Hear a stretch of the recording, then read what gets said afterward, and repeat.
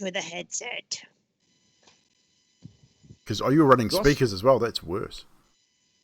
Do I sound alright, or I sound like shit? No, you're fine. You sound like shit. You sound like better. You sound better than trash. Sound lovely. Do I sound like shit? Ruh, ruh, ruh, ruh, ruh. Is that your Cameron voice? Or is that your adult voice? They're one and the same at this point. I don't know. Yeah. And we're live, just so you all know. Just know that we're on there. Welcome back, everybody, to Wednesday Night Curse of Strahd. Sorry for a slight delay on the start. We've been having technological difficulties across the board. Audio issues, video issues, trash man issues. It's just one of those things. You even set up. You had a call at 5 o'clock. I know, and I fucked it up, man. I fucked it up. No, it started, and I wasn't there. So that's what started the whole thing. I looked at the time. I was like, shit, 7:07. Oh crap, my call. I set up a scheduled call on Skype, and then I wasn't at my computer when it was due to start. So, oh look, it's a nutty tart in the chat. Traitor. She's dead. She's not a traitor. You don't know that she's dead. I don't even know if she's dead. Yeah. She's dead. All you know is that she's missing. No, she's not. she is. She's no, dead. she's not. Dead to us. She's dead to Fibble. She's dead. All you know is that she is missing. That is it. Well, she walked off with that Strahd fella. You don't know that. You don't know that. You know nothing. Well, actually, you know what Ismark told you, and what you whether you believe that is up to you guys. But Ismark told you that he thinks that that's what's happened, but you don't know for sure. But anywho, the gaming streams have been going reasonably well, chaps. So thank you for anyone that's in the chat's been hanging out with the gaming streams. We've been doing some Assassin's Creed Valhalla. We did some Call of Duty Modern Warfare on Monday night. Tomorrow, 10 a.m. I'm going to be doing some more Assassin's Creed. We'll do about 3 or 4 hours of that, and then tomorrow night we're going to do some more Call of Duty. So if you have Call of Duty Modern Warfare and you want to come hang out and play some Plunder tomorrow night, that's what we're going to be doing. So I could be doing Assassin's Creed. that's fine, Trash. You don't have to come and play. You can lose yourself to the game that is Assassin's Creed. How far ahead of everyone else are you already after a day? What's your power? What's your rune level? Like 57? 60 something now. Right, there you go. Trashman has no life, people. I got no job, you mean? Well, that too. It's good being unemployed.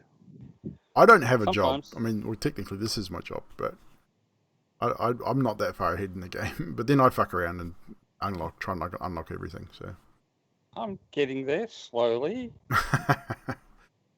Anywho, Carnos looked better behind you, Baz, honestly.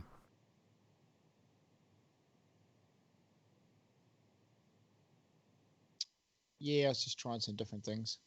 Yeah, I mean, the axes look cool too, but Carnos definitely looked kind of cool behind you. So, without further ado, we're going to jump right into the story and start tonight's recap. And down to fix. Moose hack. Right, so last we left off, you had all rose in the morning and met an interesting fellow at the inn, a half-elf bard by the name of Riptavio.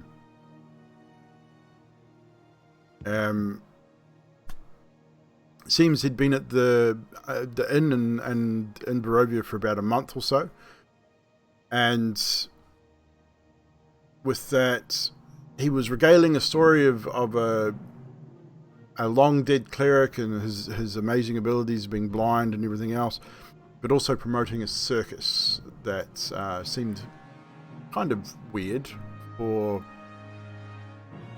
Barovia to be having a circus somewhere. I mean, you guys have not really seen much happiness in this particular place, so a circus is a little out of the ordinary. I just got to turn on my timers because I forgot. Only thing about going back to gaming is I have different commands for gaming and for D&D, so I've got to make sure I turn them off. Because otherwise Trashman will get too sidetracked with the slap command. There you go. Yeah. I knew he wouldn't be able to control himself. Now it's turned off. Didn't work anyway. No, I've turned the actual command off, but the sound will still work, so please refrain. Oh, yeah. I will ban you from the chat. Oh, come on. So Adok, Mirabelle and Fibblestip all decide to try and check out Rictavio's room. This didn't go well, however, after being caught attempting to go to the private tier of the inn. And under threat of the town guards, you all managed to leave the inn quite hurriedly and hide yourselves in a nearby alley. While there, you waited to see if the town guard wouldn't show up, but in the meantime, Zadriel and Skathis appeared after heading out to the blacksmith to get the silver powder that she'd ordered and was coming back to the inn. You informed her of what you had done, and Zadriel, linking her arm with Skathis, went to the inn to try and smooth things over. Kind of worked, sort of, but you get the impression that the innkeepers will probably be watching you guys fairly closely from now on. From there, or during that time actually, Karnos and Emilia had a interesting conversation, which led to further conversations with you all, which was just an absolute roundabout of Karnos being upset and frustrated and everyone else just giving him complete shit. But nonetheless, Ismark presented himself and you all agreed that it was time to head out and head towards the old Bonegrinder, the abandoned windmill which had passed on your way to Vallaki, and potentially the windmill that was mentioned in the card reading from the gypsy leader. Along your journey, the mist seemed to crowd in somewhat during the trip. About halfway there or so, indeed, the mist completely enveloped the group, separating you all for a short time, some of you managing to find each other in the fog. Unfortunately, Adok and Mirabelle found themselves isolated and alone. During this time, Mirabelle was visited by a very handsome stranger who then convinced her to leave with him. The mist then clearing, and you find yourselves missing one of your party. Adok, cowering somewhat, not really cowering, he was sitting out in the field on his own, just off the road. You search for a little bit, finding some tracks leading in the direction of Castle Ravenloft. Ismark remarked that the only explanation is that she has been either abducted or has been convinced to go to the castle with Strahd. You're unsure of what's happened, whether she remains alive or not, but after some discussion and some talking about, Ismark eventually convincing you guys that heading to Castle Ravenloft at this point is probably not a good idea. You continue on towards the Bonegrinder. Once getting there, you are greeted with the sight of the old windmill, as it looks run down. It's leaning somewhat to one side a little bit. The sails, some of it's intact, but not much of it.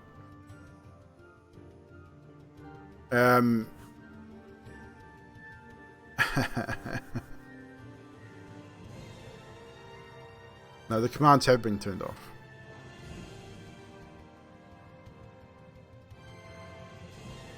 But yeah, please refrain from using the audio commands though. I think the slap one's for mods, for subscribers only. It does make a sound. We really don't want to break immersion if we can help it.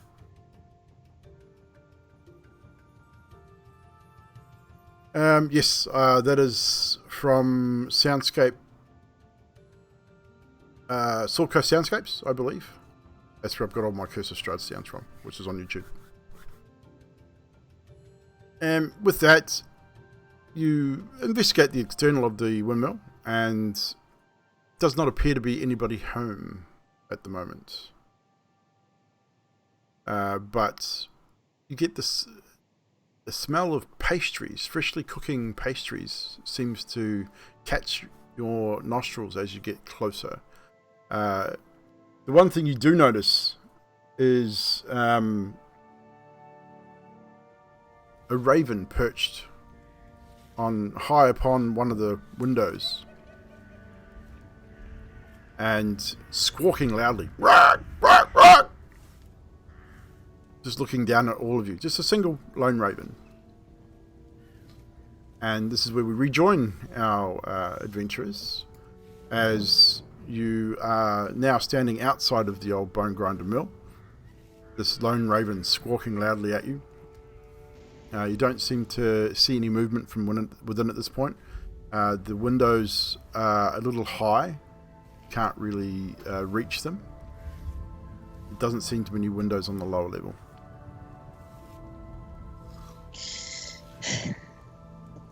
I would speak with animals and look at the raven and say, "What are you going on about? Is something in the window?"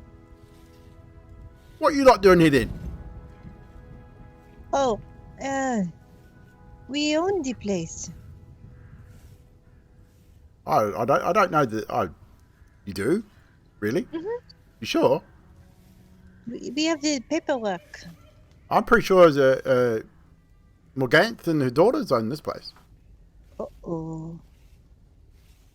Do they have paperwork? Be careful. Don't upset her.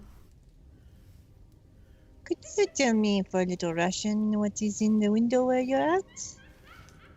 Oh, too dirty to see in the window, but just be careful. And then he takes off, flapping, and disappears. Yes, Mark, do you know her, Morgana? And she has some daughters. Do you know who they are? Morganth. Morgana, yes. I'm not familiar with this name. Why? You were squawking loudly. What? I'm not familiar. Do you talk to birds? Oh, wait. A little bit, yeah. Something about being careful. So perhaps we should. We did not knock or anything, did we? I don't think.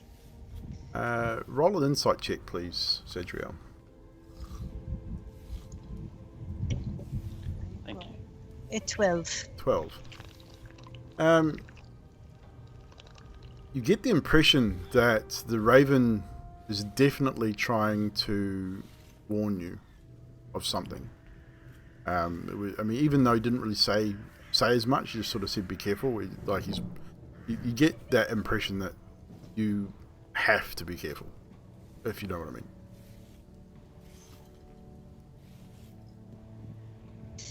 Can I see from the ground if the window is anywhere a bit cracked or unlocked in any way? Like from where is it too high up? The window's about 15 feet up from the ground. There's no windows on the ground floor. The first window is that you get the sense that there's probably 3 or 4 levels to the windmill. It's quite tall. And the windows are at what would be probably the second level up on the windmill. So it's about 15 feet above where you are. They're dirty, dusty. There's no light coming from them, so there's any light inside. It's really hard to tell. Roll investigation at disadvantage because you can't get close enough to actually fully inspect. I got 2 3s, so 3. 3, yay! Yeah, you can't really tell whether it's cracked or broken or not, but it's again, the weather, it's the drizzle's kind of slackened right off, so it's just that misty sort of haze in the air as well. But you can't really tell whether the window's broken or not.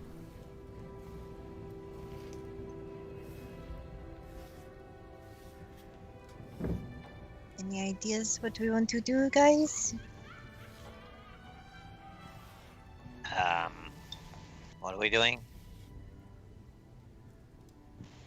Emily is going to walk around the outside, just like around it, and investigate in general, just looking. Roll investigation. This is the place we own, right? This is the one with the deed. Pull out the deed. Reading over the deed, it describes the windmill, and you believe it's the same mill. Is it getting dark at the moment? No, you left relatively around sort of lunchtime-ish, or just before lunchtime. So it's probably early afternoon by this point, but it's still very overcast and dingy and dark. And it's that way, seem to be perpetually. It's just real dingy, overcast all the time. So you know when it's dark because it gets really, really dark. But it's that, you get that real thunderstormy day, that mid-afternoon day where it's just grey and dingy and dark, and it's like that all the time. Emilia, as you search around with your 21... Sorry, was that investigation? With Investigation. Just straight investigation, yeah. Oh, 21. So, yeah. So as you wander around the base of the mill, again, there's nothing much on the outside. You can still smell that smell of pastries quite strongly, obviously the closer you get. And as you get round towards the front door, the door's kind of rickety. It looks like it's definitely not locked. It's kind of partially, so you get those old wooden doors that it's just planks sort of put together, that's sort of loosely hanging in the frame. It's definitely not a well constructed door.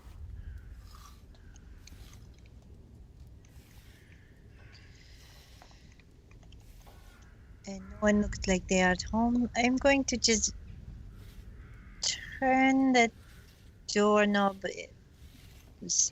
barely. I'm trying to be sneaky, but Ismark sort of says, don't you think we should knock first? If you say this Morganth may live here, then maybe we should knock and not just barge into their home. so we knock. You knock. How hard do you knock? A hard knock, light knock, Just average? a polite A knock. polite knock? No. Just- So it's just a polite knock on the door, and you wait a few moments. No answer. Hello? Anyone home? Skaith goes up, does a police knock. Zadriel, as you call out, you get no response. 2 or 3 minutes pass. Skathis walks up on the door. Nothing. A few more moments pass. No response. Is the door unlocked? Or locked? Do you wish to try the door? Yeah. You push past Zadriel, and who is standing at the door currently. No. I'll try I the do. I push past and open the door.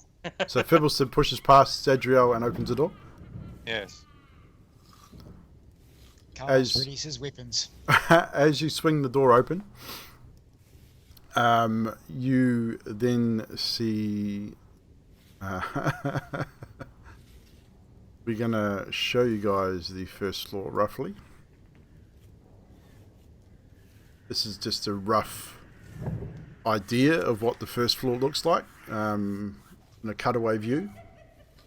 So that single door is the door that you're entering. The ground floor has been converted into a makeshift kitchen.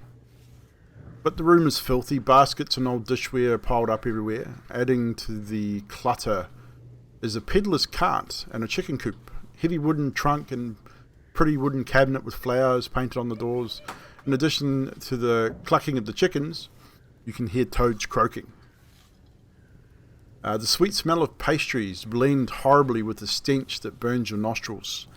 The awful odour comes out of an open, upright barrel in the centre of the room. Warmth is emanating from a brick oven against one wall. A crumbling staircase ascends the wall across from it. Shrieks and cackles can be heard from somewhere up that staircase. It sounds like someone is having a happy party up here. And Carlos is just holding his axe and shield.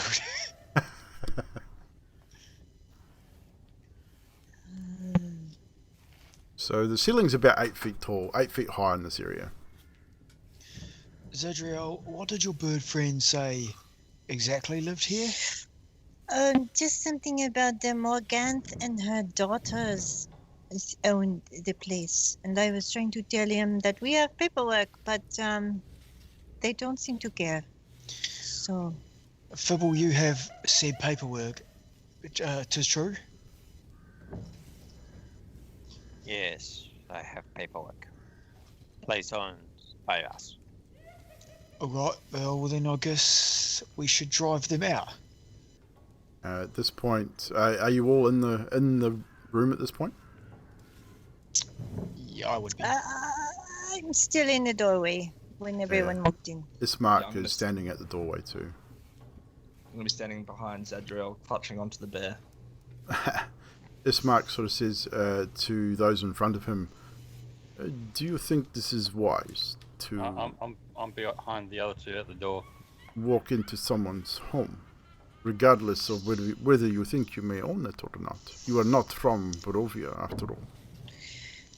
We did knock and everything.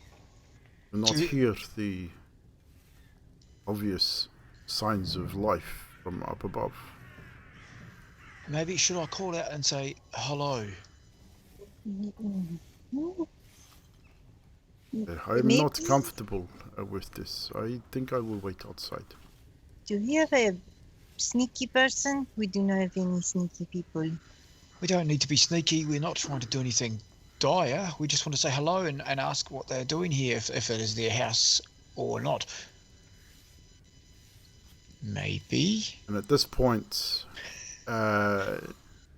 you hear the sounds of footsteps coming down the stairs.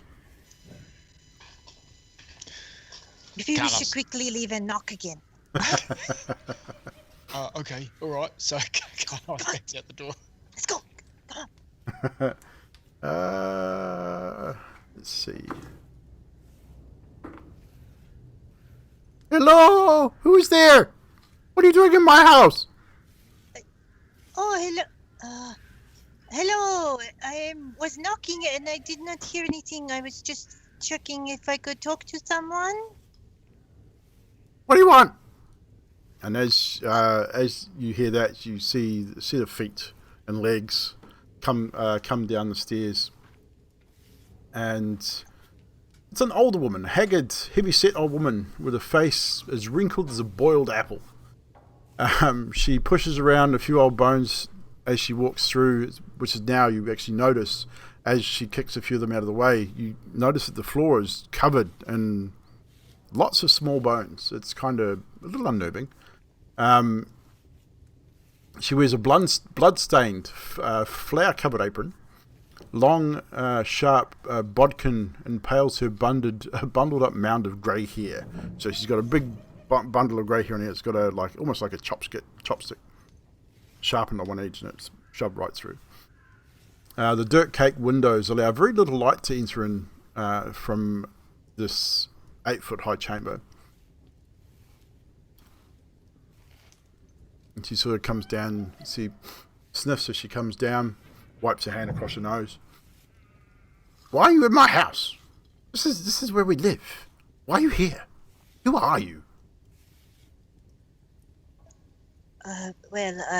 We recently acquired the deed to this place, so we were coming. We did not know anyone lived here, and I didn't know you were busy cooking something, so I came to say hello. with my friends. And who are you? My name is Satriel. It's Sylvan, and these are my friends. Skanos and Adok and Phoebus and What do you Scatus want? and Emilia. Oh, to You say Have you own my house? I've lived here for 20 years. No one owns my house. Were you renting it? What is rent? Well, someone owns the I house, own house. but I own the windmill. This is mine. we have deed. Piece of paper means nothing. Excuse me, ma'am. Ooh, Nice. who are you? Look, my name is Adok. Would you mind if we came inside? We've just lost one of our party members on the way here, and we just need to rest a bit. You've lost someone. Yeah.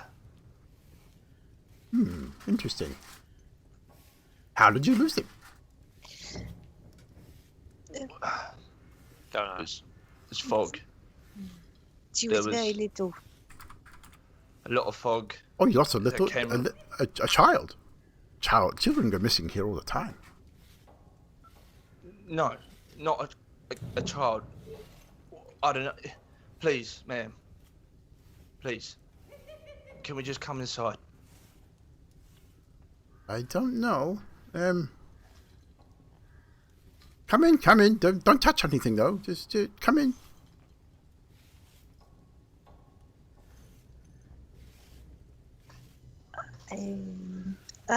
Were you having company or something? You making a dinner? I Just don't know. cooking my cupcakes Oh, and pastries and cupcakes. just sweet stuff. Would you like to try one? I just ate. No. Very good. You should try one. Trying to find a picture of this woman. I can't seem to find it in my list of pictures. So you said there was bones scattered all over the place? Just bones? just small bones, yeah. Can I pick one of them up and have a look at it? Are you going to try and do it sneakily or in full view of this woman? Full view. Let's see what she does. You can pick one up if you like. Yeah, just examine it to see if I can work out what it belongs to, I guess. What sort of animal? Roll a nature check if you're proficient. On your sheet it would tell if you're proficient, but nature check. If you're not proficient, be with disadvantage. Man, I just put this photo in here and it's not showing up. Does Karnos get a feeling of trust from this lady? Roll insights. So which one do you want? Do you want 18 or do you want 18? 18 will be fine. Give me 1 second, guys. I have to try and find this damn photo. It is not playing ball. Insight for Karnos is 19. 19. I will DM you something very shortly. Okay. Zadriel, Fibble. I feel like maybe we should ask this woman if she knows anything about the fog. Maybe she can help us find what happened to Mirabelle. Do you want me to, or do you want Carlos to, or you? She makes fog? Well, I'm not sure. She lives close. Okay, to the that's what she looks fog. like. She might know what happened. She's really trustworthy. Oh, she's pretty. Well, I'd go there. I'd tap that. You're a sad person, Adam. Sad. Beauty is in the eye of the beholder, as they say, and the beholder's beauty is not much different than the beauty of the one in front of us. Gaither says, well said, well said. This was definitely not in front of everyone. This is just behind the scenes talking. In that case, I'll say nothing. She looks very friendly. Because I rolled an insight of 7. In front of 7, yeah. She seems honest enough. She's definitely being honest about what she's... Well, she seems honest to you at this point. With that roll, Skathis, it looks like maybe a leg bone from a small animal or something small. You're not entirely sure what animal. It's hard to tell. But it's definitely from something not very big. Probably maybe 2 or 3 feet tall at most. Again, she turns to all of you and says, Are you sure you don't want to try one of my pastries? And she walks over to the oven and opens the front of this brick oven, and you get the smell coming from that is really nice. It is very, very nice. That sweet sort of pastry smell. And she pulls them out and pops them up on top. Ooh, it's hot. Should have used gloves. What was that? He says, He relaxes Carlos his sheaths Okay. his axe and shield, and he says, "She has been very nice and inviting. Kind lady, what was your name again?" I don't believe I told you my name, but Morganth is my name. Oh, Pleased to meet you all. So you say you lost someone out in the fog. Fog's very mysterious, isn't it? It's always been here, as long as I can remember. DM, Yes. would I be able to cast Minor Illusion, but a picture of Mirabelle, maybe, in the Minor Illusion? Possibly. It would be a very... I mean, I would actually roll intelligence. See how close you get it to her. Because, I mean, you know her, but you don't really know her that well. And Minor Illusion's a pretty basic spell, so... Yeah, I got 22. Okay. Yeah, you were able to cast a picture, and you see her eyes go wide as she sees the picture. Oh, a child. Oh, I say children. I love children. It's such happy wee things. So you say you lost her in the mist. Where? May I ask? Just like a while back on the way to here. I can't really explain it. There was fog that came in. I couldn't see anything. I couldn't hear anything. And then it was thick as, and then when it cleared, she was gone. All that was left was a couple of footprints. Please, if you have any information at all. Well, I can't help you with finding her, of course. I wasn't there when she disappeared. But you say you had footprints, and which direction were they going? I think they were going towards the castle. Towards the... Well, that's not very good. If she has wandered off towards the castle,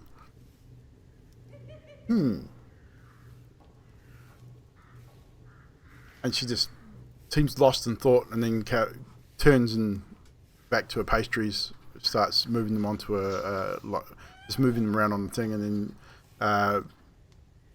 and she says then turns back to you and says, "Well, we can't stay here forever. This is again my house, my home. So if you are rested, shoot."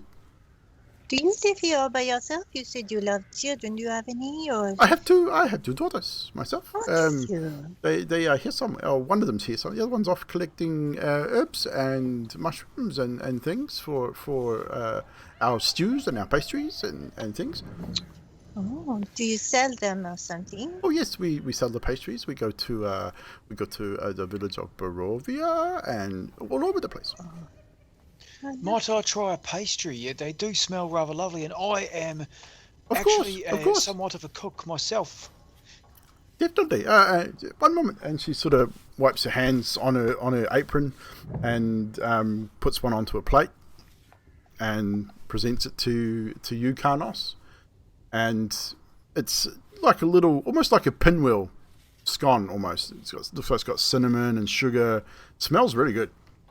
Carlos is going to use his cooking skill because he is proficient with cook's tools and utensils and cooking, and he's just going to investigate it before he takes a bite. roll to investigate with your cooking skill. People. So roll. What would you roll? Roll intelligence plus edge and proficiency. Intelligence. Proficiency. Well, I'm whispering while he's doing that. People, you have that spell that glows lights with people. I rolled real low, yeah. You look at it. It looks like a really nice pastry. It smells divine. Like it smells really sweet, and it's hot. It's still warm. You can feel the heat coming off it. It looks like a normal pastry, and it smells great. Carlos chows it down. Chows down. Done. I need you to make a Constitution saving throw, please. As you chow into this little pinwheel pastry, you stuff it in. It's big enough that you put the whole thing into your mouth. So I'm assuming if he chows down, he eats the whole thing. Yeah, he just sort of eats it like you would given something from someone. 15. That is a failure, my friend. One moment. I need to make a roll here. Where's my dice roller?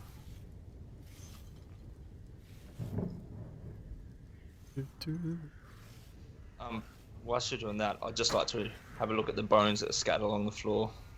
Just try and work out what they are. Yeah, make a nature check as well. If you're proficient, cool. If you're not proficient, it'll be at disadvantage. I'll be right back. People, does your spell? Do other people see your spell? Three. If you which do one? the colors where it shows how many people there are. The fairy lights. Almost instantly, Karnos, you feel your eyes start to blur over, and then you lose consciousness, but you don't fall over. You stay standing. Your eyes are still open. You literally finish chewing and swallow, and then, for all intents and purposes, you are now incapacitated.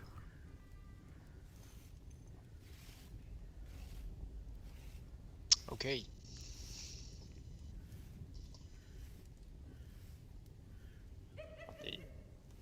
But at the moment, all you in your mind, like you, even though you're now completely incapacitated, outwardly you seem like you just finished your what you were eating, and you're now just standing there with a bit of a grin on your face. Nothing over the top or anything like that.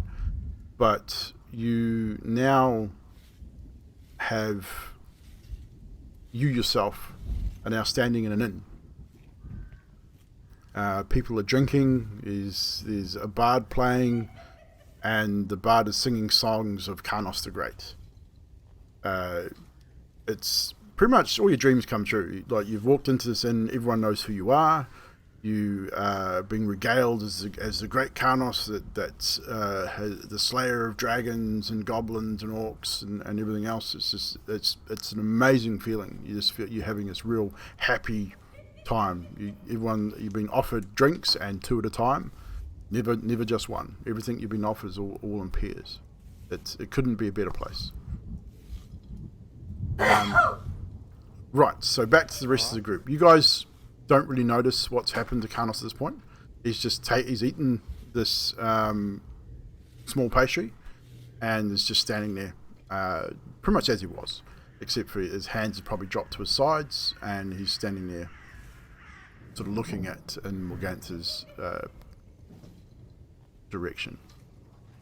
Also, just quickly, I got a 13 on 13? the nature check. Again, there's a lot of small bones. Looks like you picked up a couple that look like almost like finger bones, like the size of a finger. Could be chicken, could be anything. You're not entirely sure.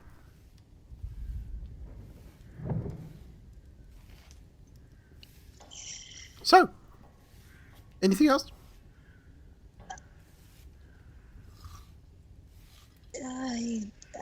Anyone have any ideas? Get us. You have idea? What for? I just don't. It just feel weird. You There's a feel- lot of bones. Should I just ask about the bones? Yes, a lot of bones. Morgan, you know this is called the Bonegrinder. Is that why there are so many bones on your floor? Or do you? Oh, it's just a name they give people. I mean, we do. I mean, we use bones to make a paste, and sometimes we use the old mill to grind them. So that's probably why. But it's a silly name. It's a silly name.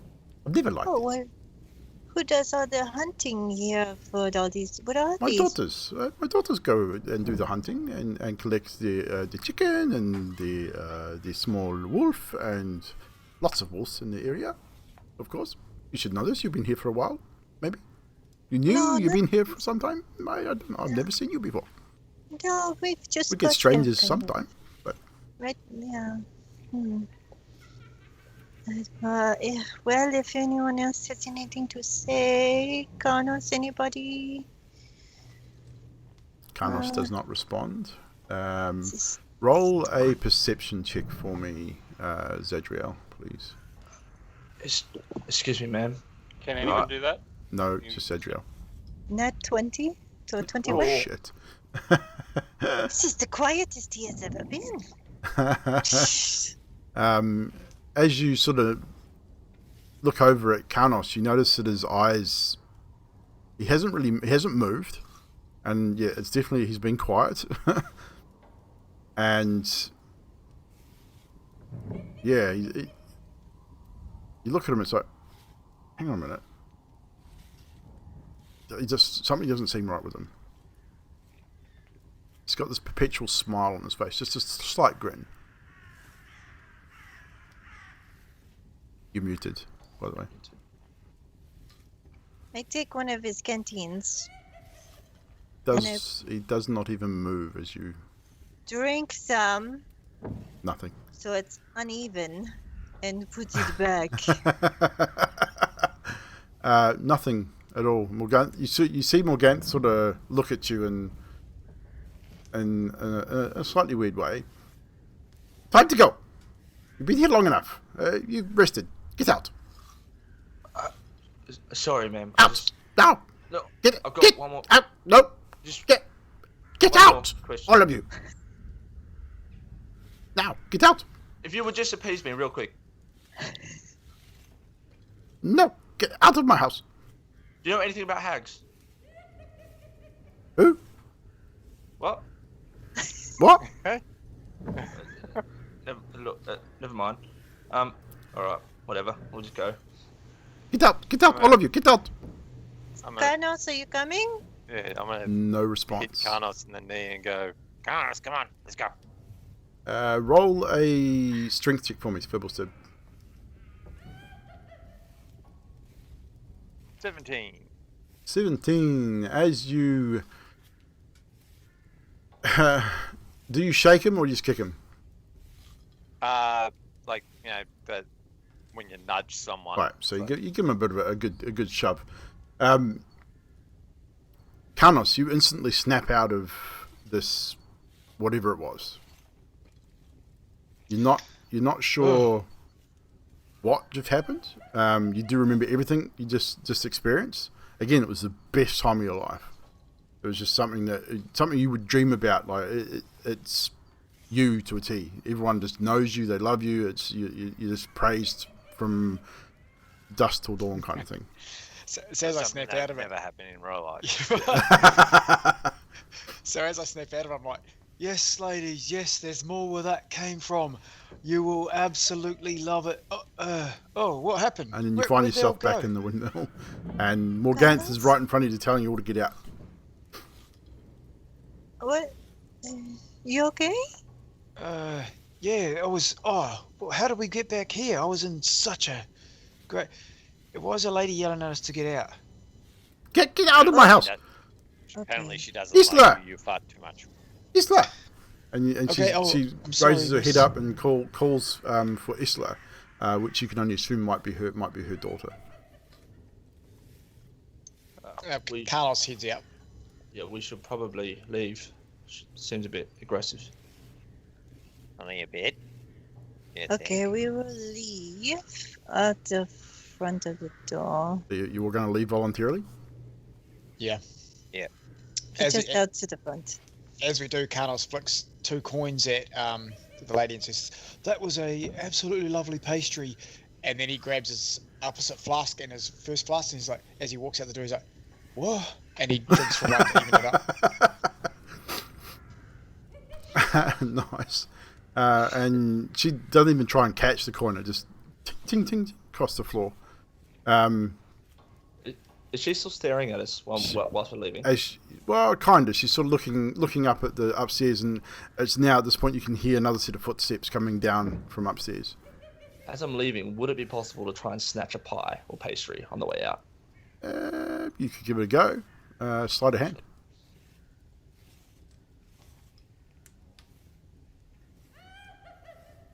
Got 22. Whew, you ever so deftly swipe a pastry as you walk past, sort of around her and heading towards the door, and you do snag a pastry. And so you all exit the windmill, and she slams the door behind you. Don't come back! Do I see the pastry in Adoc's hand? He would probably be the last one out of the door, so probably not. Not at the moment. And whether he's still got it in his hand or he's going to pocket it, bag it, it's up to him. Does anyone remember With what the 22, they no one would watched? have even seen him do it. There wasn't there supposed to be treasure here though? I thought Mirabelle said something. You recalled the card as well, Zadriel, and it did speak of something being here that would certainly help you in your tasks. We can't just leave. Well, these pastries were like a treasure. I had the most amazing vision after eating that said pastry. Yeah, what happened?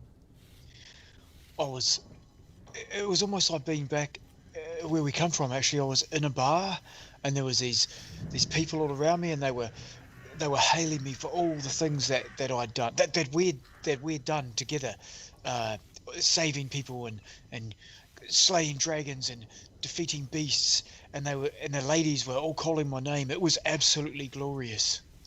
Oh, so it was a hallucination. Why do you always have to bring me down? Have you got something against people being happy, Mr. Stibb? Have you had childhood trauma? Childhood trauma? I We're can't very remember happy. childhood trauma. It's not bringing you down, it's the truth. You had a hallucination. She must be using Roll magic perception. mushrooms. Roll perception, Fibblesip. With advantage, because I get the impression that Fibblesip probably knows a little bit about this anyway. So, DM, would I remember how much Karnos has had to drink over this day? again, roll perception. And it'd be dirty 20. D20? Yeah, you definitely know that something weird is going on, and yeah, if he's eating the pastry and it's giving him those kind of visions, as I say, it's definitely not real. 14, Cam? I got a 14. Yeah. You're not 100%. He's had a couple of drinks, but you're not sure. You're not sure exactly how much. Nothing enough that would put him. We have him hallucinating on that sort of level. Maybe we could sneak upstairs. How? Well, I could sneak upstairs, people. The old hag was in the way. Well, I could do it. That's not nice, calling her an old hag. She is an elderly woman with 2 younger daughters who might, she might not be as pretty as what you are used to. She looks older than me. But you would quite happily, no offence, Adoc, but you all quite happily invite Adoc to the party running from the forest looking like he does. But this lady, being old and haggard with fewer grey hairs and some pointy nose and bony arms, and you would judge her on that alone. She was also very rude. We did walk into what she believes is her house. This is our house. Again, I don't believe just because you have deed does not make you the owner of this building. I tend to agree with you. I mean, how did you come by this deed, if I may ask? The owners gave it to us. They were little. Dead. He doesn't believe you. He rolled a natural 20 on his insight check. Well, actually, it's the truth. So... It's the truth. They were little and dead, but Yeah, they didn't really give it to you. You found it in a drawer. This may seem like a good time to bring this up, but whilst I was in the church, I did hear a story about a hag taking children, and she seemed to like children a lot. Like, I mean, a lot. taking them to do what? She was. Not Yeah. quite sure. She was interested in Mirabelle, wasn't she? And there's bones. Are there any skulls? No, but like little bones, really small ones. So, like, rats, stuff, cats. Maybe. No, a little bigger than that. Little Sca- Little, Scathers little bigger times than in cats or rats. medium-sized animal bones is what I could find. So, could be child bone. Do you still have the bones on you, Scathus? Did you put it down or did you keep it? And same with you, Adok. I'll give you the option to have held on to the bone if you wished. I held on to it. So if you still have the bone, Scathus, you can show others in your party if you wish. Yeah, Is there anyone that is proficient in either nature or medicine? I'm proficient in medicine. I'm proficient in both. Well then, if you so wish, if Scathus wishes to hand the bone over, Fibblestib and Emilia can both make a roll. Medicine or nature, your choice, on determining the origin of this bone. 10. 18. We'll go with that one.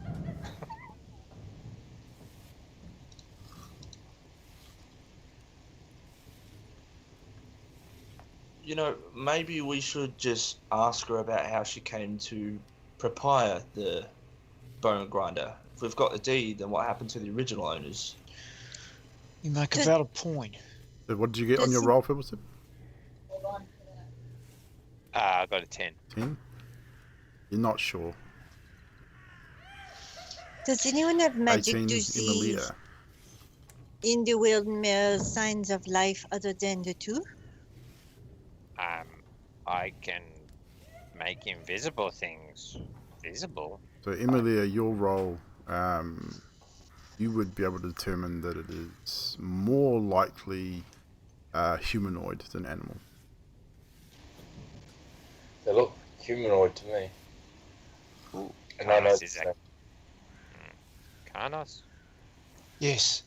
have you ever eaten human before? I don't think so, but I mean, you never know. I think I did. Adok has said something about. Well, Oh, he's ate child before. Do you remember what the taste of child is like? I'm going to look at Carnos. I don't know if this is a good time to answer. I feel like he's just starting to like me. Yeah, but it might also be a good time Did to he- answer because he may have just had one himself. Yeah, adult sins of the past, my friend. Let's just focus on the now. If I just ate a child, that old lady is going to die. Well, let me ask you a couple of questions about the pastry. All right. Was it, not saying that I've had tasted children before, but if I have, let's just hypothesis. Was the meat in any way really tender? You know, a bit moist, falls apart, sort of crumbles in your mouth. Tastes a Okay. bit like pork. Tender, yes. Moist, yes. Crumbles in mouth, yes. DM, did it taste like pork? No, it's tasted like pastry. 3 out of 4 items are a tick. The rest of it was just pastryish, not porkish. Well, all right. I mean, I have an Unless it's- idea. a lot of fat content. I'm not really couldn't really tell you. Amelia, how old are you? Quite young. I know maybe not quite a child, but maybe you go in and talk to the lady and we wait and see what happens. You're saying like bait? That is exactly what I'm saying. Oh, that's not a Alright. bad idea. I could get up in the window but it would make noise. What window? There's 2 windows on 2 floors up there. But you're gonna go in through the top. Yes. Can one of you creators, Ad hoc Fibble, are you able to make something to get Zadriel up there No. easily? No, She no, no. doesn't need our help to do Just that. need your help. I just need you to distract. Well, we can do that. Well, if Amelia maybe distracts, you get your magic spell or whatever it is you're going to get up to your window, and we could just wait and for a message to do something.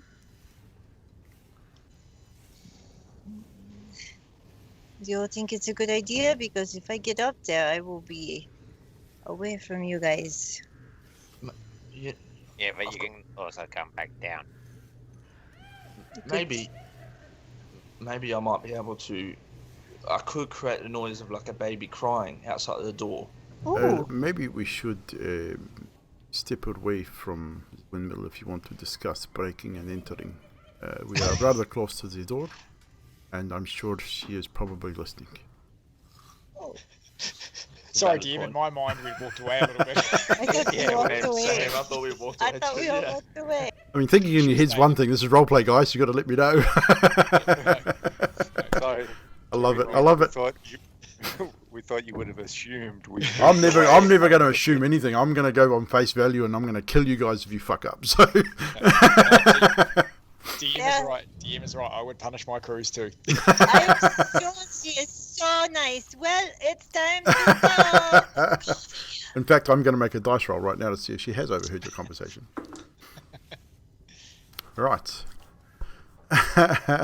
So you move away from the door at this point Yeah, and continue your conversation. sort of partway down the road. This is a good idea, I think. Now, you're talking about going to the top floor.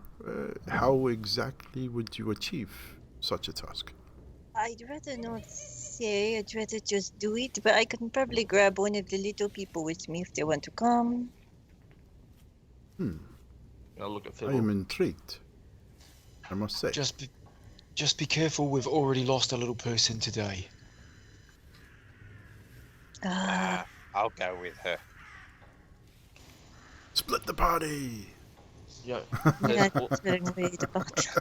There's also the chance that she might have been the one that took Mirabelle as well. She thought it was a child. I was thinking the same thing, Mr. Adok. Oh, she did say the fog has been here all her life and she doesn't know it. But she could have been lying. Maybe she might be the one controlling the fog. She is old. I think it's worth a look. So, what I'm are we doing, going- people? Ada, is using your little illusion thing that you do, Adok, is it possible for you to make my injuries look like they're not there? I mean, I could give it a shot. I'm not quite sure. It's real simple. It's nothing too elaborate. Yeah, it's not really. It's a minor illusion. What's the size of the spell you can do? Again, it's a cantrip, so Yeah, it's a 5-foot cube. yeah, it's possible. It wouldn't hold up under any kind of scrutiny though. From a distance, it would definitely hide them, but yeah, any close scrutiny would certainly reveal it as some form of magic. Unfortunately, with a cantrip. You could- could make a baby. Yeah, I could do Well, that. I mean, you know, I I don't know if we have that much time, Miss but Adriel. not with me. But I mean, with the illusion. Yeah, Maybe. we we can make the smell and the sound of a baby too. Yeah, I could do that as well. Once you do that, I will go with the people when it all starts. When I see one of them distract. So how far away from the windmill have you guys travelled? The road leading down to the track leading down to the road is about 150 feet long, and it sort of winds down the hill. Because you're on top of a hill at the precipice. This windmill sits on the hill overlooking the main road a little bit. So as you can, there are a couple of portions of this road where you would be semi-hidden from the windmill. But if you went right back to the road, the windmill actually overlooks the road. I was sort of thinking 40, 50 feet. I don't know what the other guys were thinking. I was thinking about 45 feet, yeah. So roughly 50 feet from the front of it, you would start to dip down the hill. So you probably would be semi-obscured where you are from the windmill currently. People and I would need to get closer to get up there, though.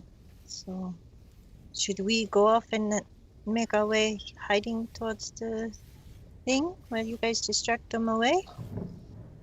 I feel like you could probably do that. And once you're doing that, I'll create the illusion of the baby.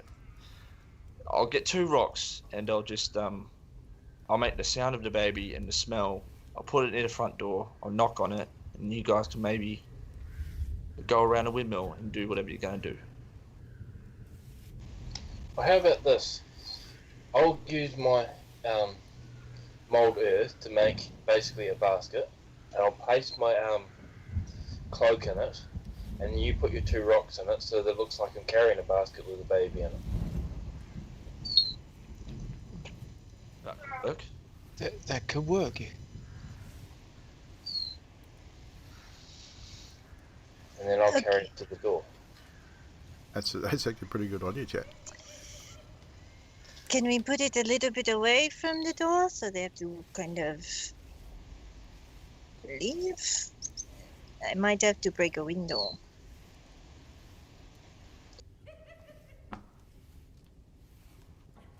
I mean, yeah. I'm going to go and pick up some 2 rocks in preparation for this. Roll investigation to find rocks that will serve your purpose.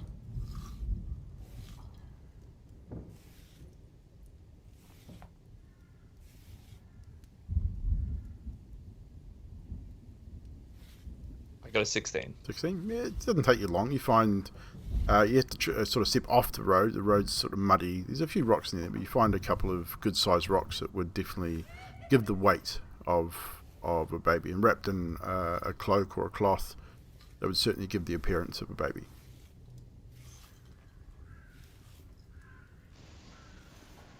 Emily will cast her mold earth and basically make a basket with a handle on it. Yep. Remove her cloak, place it into the fake basket with enough so that it can basically be folded over itself. Yep. And yeah, I'm going to use my magical tinkering on one of the rocks to have just a newborn baby's smell, and then on the second one to emit a verbal sound of just like baby gargling and happy noises and stuff like that. People and I are going to sneak up around this side. I need stealth checks Out of from sight. Fibblestib and Zadriel. Zadriel, yours is at disadvantage because of your armor.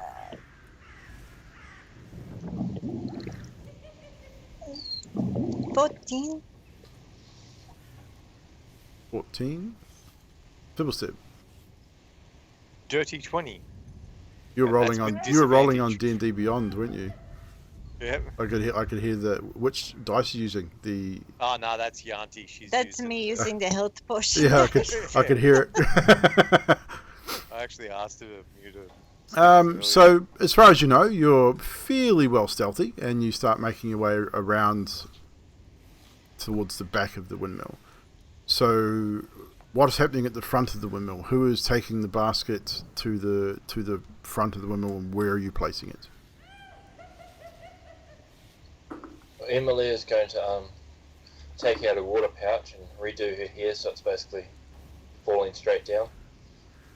Same way she did it before. Yep. Basically dips the end of her hair in water and spreads it out, so it's basically covering down her shoulders all over. Basically fairly straightish looking. And then sort of tying it back so it's sort of like pigtails. Yep. And then she'll take the basket to the door. So you're going right to the door, or you're going to place it somewhere outside the door so that the hags, so that the woman and her daughter come out of the windmill. You guys are talking about it. I've got hags on the brain now. It's what do you think I should do? Do you think I should take it to the door and leave it there and run away, or do you think I should knock on the door and say I found this kid down the road? Well, I feel like if you put it at the door, she might, like, the illusion might break. Whereas if you place it away, she's got to walk outside, which might give Fibblesib and Zadriel a bit of time to do what they need to do. So you want me to knock on the door and have her come out? No, like, place the thing away. Yeah, knock on the door, but then place the baby away a little bit. Yeah, like 10 or 15 feet back. And the rest of us will probably stay, say, out of sight, sort of 45-ish, 40 feet away, so we can get in if we need to in a hurry. So basically where you are. Okay. Alrighty, well, if the other two are sort of gone already, then I guess I'll... Yep, they've already moved away. So I need stealth checks from Adok, Karnos, and Skathis as well to remain hidden.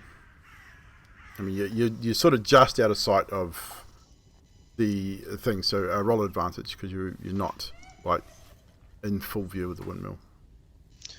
So I'll be at normal because I would normally be disadvantaged. Okay, so normal roll for you.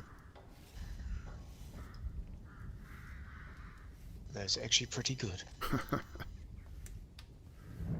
22. 22, it's not bad. Skathis, at advantage 2, please. That was 10. Oh. Remember, don't put it in chat, guys, just tell me. So the viewers can hear it as well. 10. And Adok.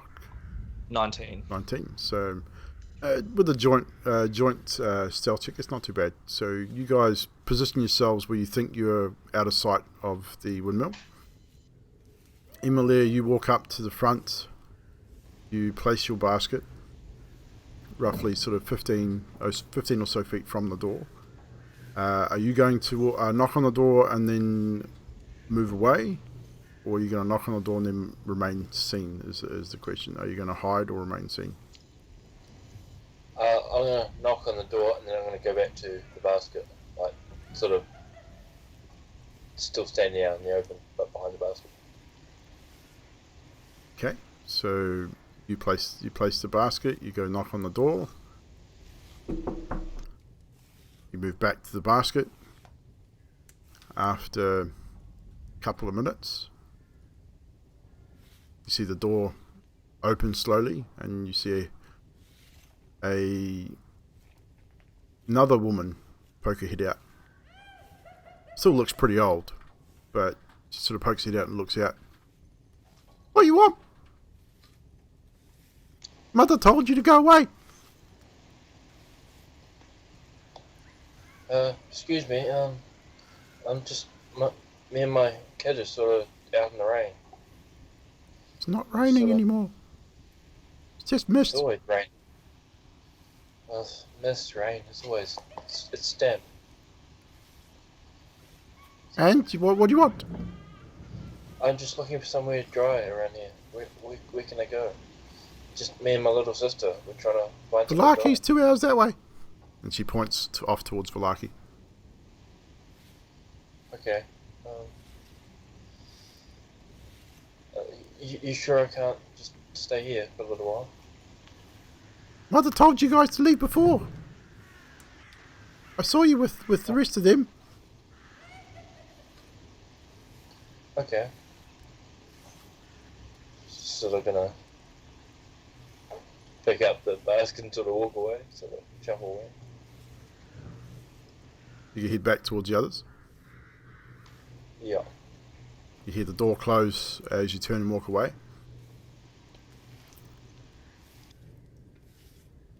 And now over to Zadriel and Fibblestep. you've managed to move around towards the rear of the windmill. You don't think you've been spotted. Can't see anything that would alert you to believe that you've been spotted at this point. So what are you guys up to? Is there a ledge, a little bit of ledge, even a little on the windows? There is a little bit of... You can see that there's like almost like a... From where you are, there's a little bit of a ledge on each window as it sort of goes up, and there's sort of a one window which would be like roughly the second level height, and there's another small window which looks like be a little higher up, which is about the same distance from the first. And then as you look towards the top of the windmill, you see that it's got quite a flat top. Whether that means you might gain access at the top, whether it's a flat top roof, you're not 100% sure from your angle, but... I'm going to cast, enable Radiant Soul, which makes my eyes start to glimmer gold and my wings to come out. Okay. And I'm going to take Feeble. And how long do your wings last? 1 minute. 1 minute. You do not need to make a strength check.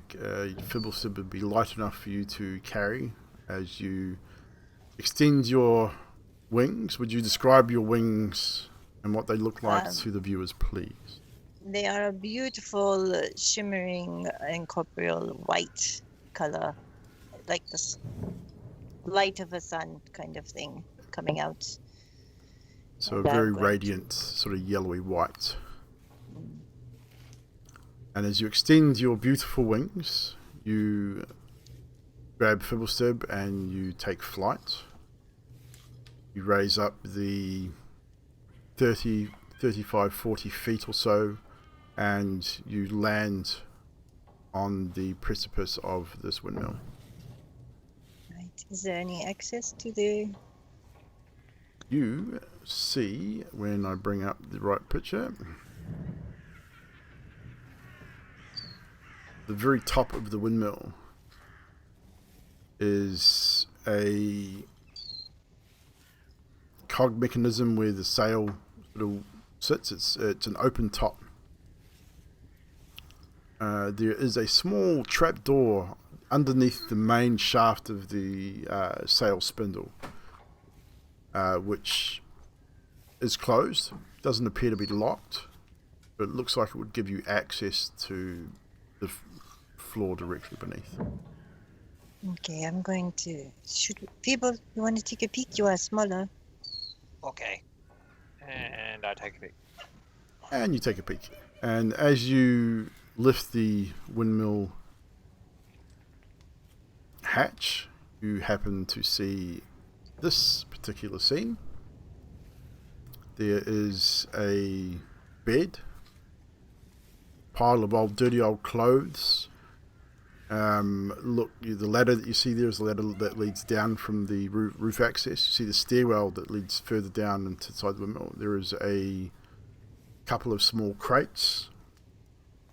The bed doesn't look like it's been used though. There's a whole pile of books and parchments and a whole bunch of stuff scattered in this room. It doesn't look like the owners or the inhabitants of this place probably come up here much. Looks like it's more storage, but there looks to be some relatively interesting things here. What size clothes are the clothes? Are they little people clothes? It's hard to tell from where you are. Do we go down? Yes, we go down. Okay, we go down. Take a look at the clothes when we're down. Okay. Go down. Look at the clothes. So you go down. I'll need you both to make another stealth check for me, please. Oh. As you descend into inside the windmill.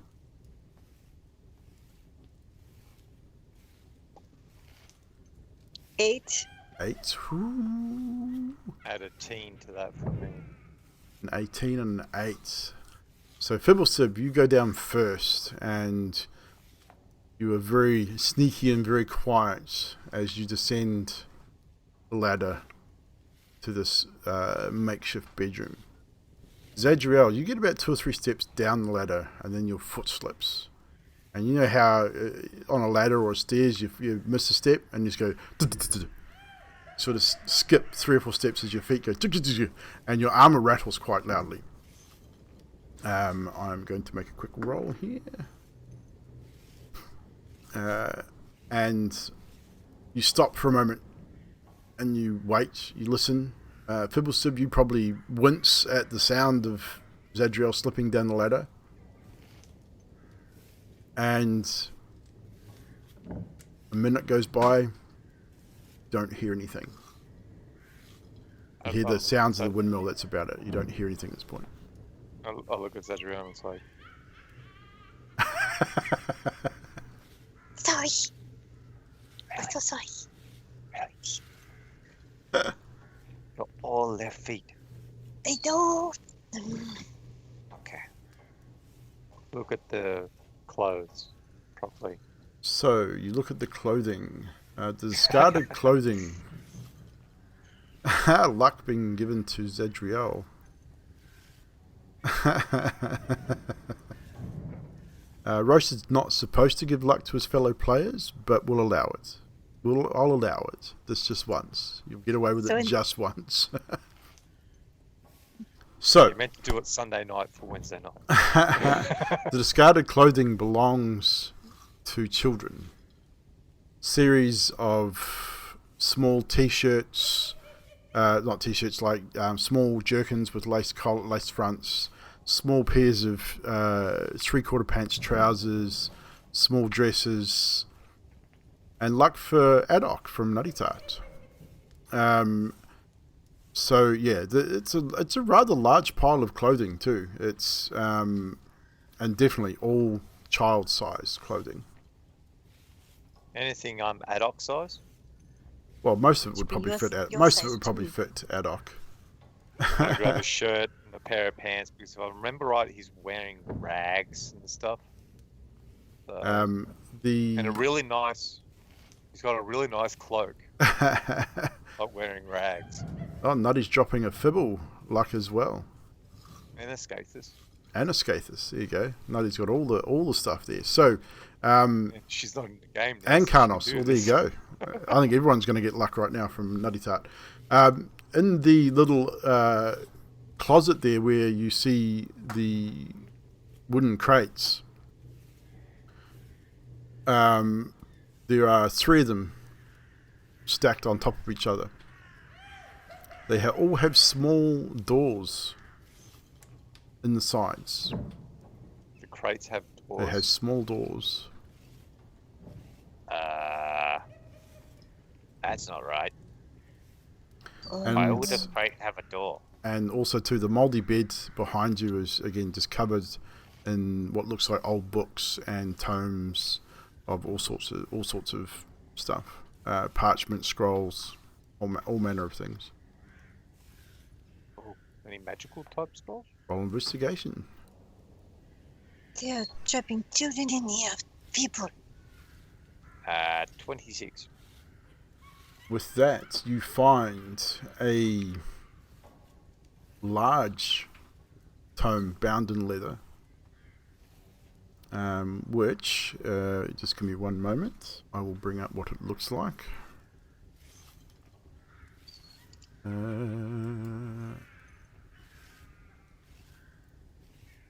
should be in my list of Pikachus here.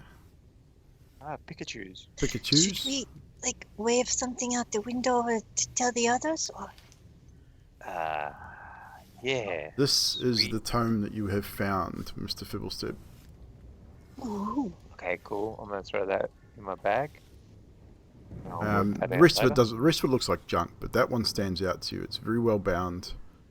It seems to have a symbol on the front. Looks like a raven is on the front, somewhat. And I will put this picture also into the Skype call as well.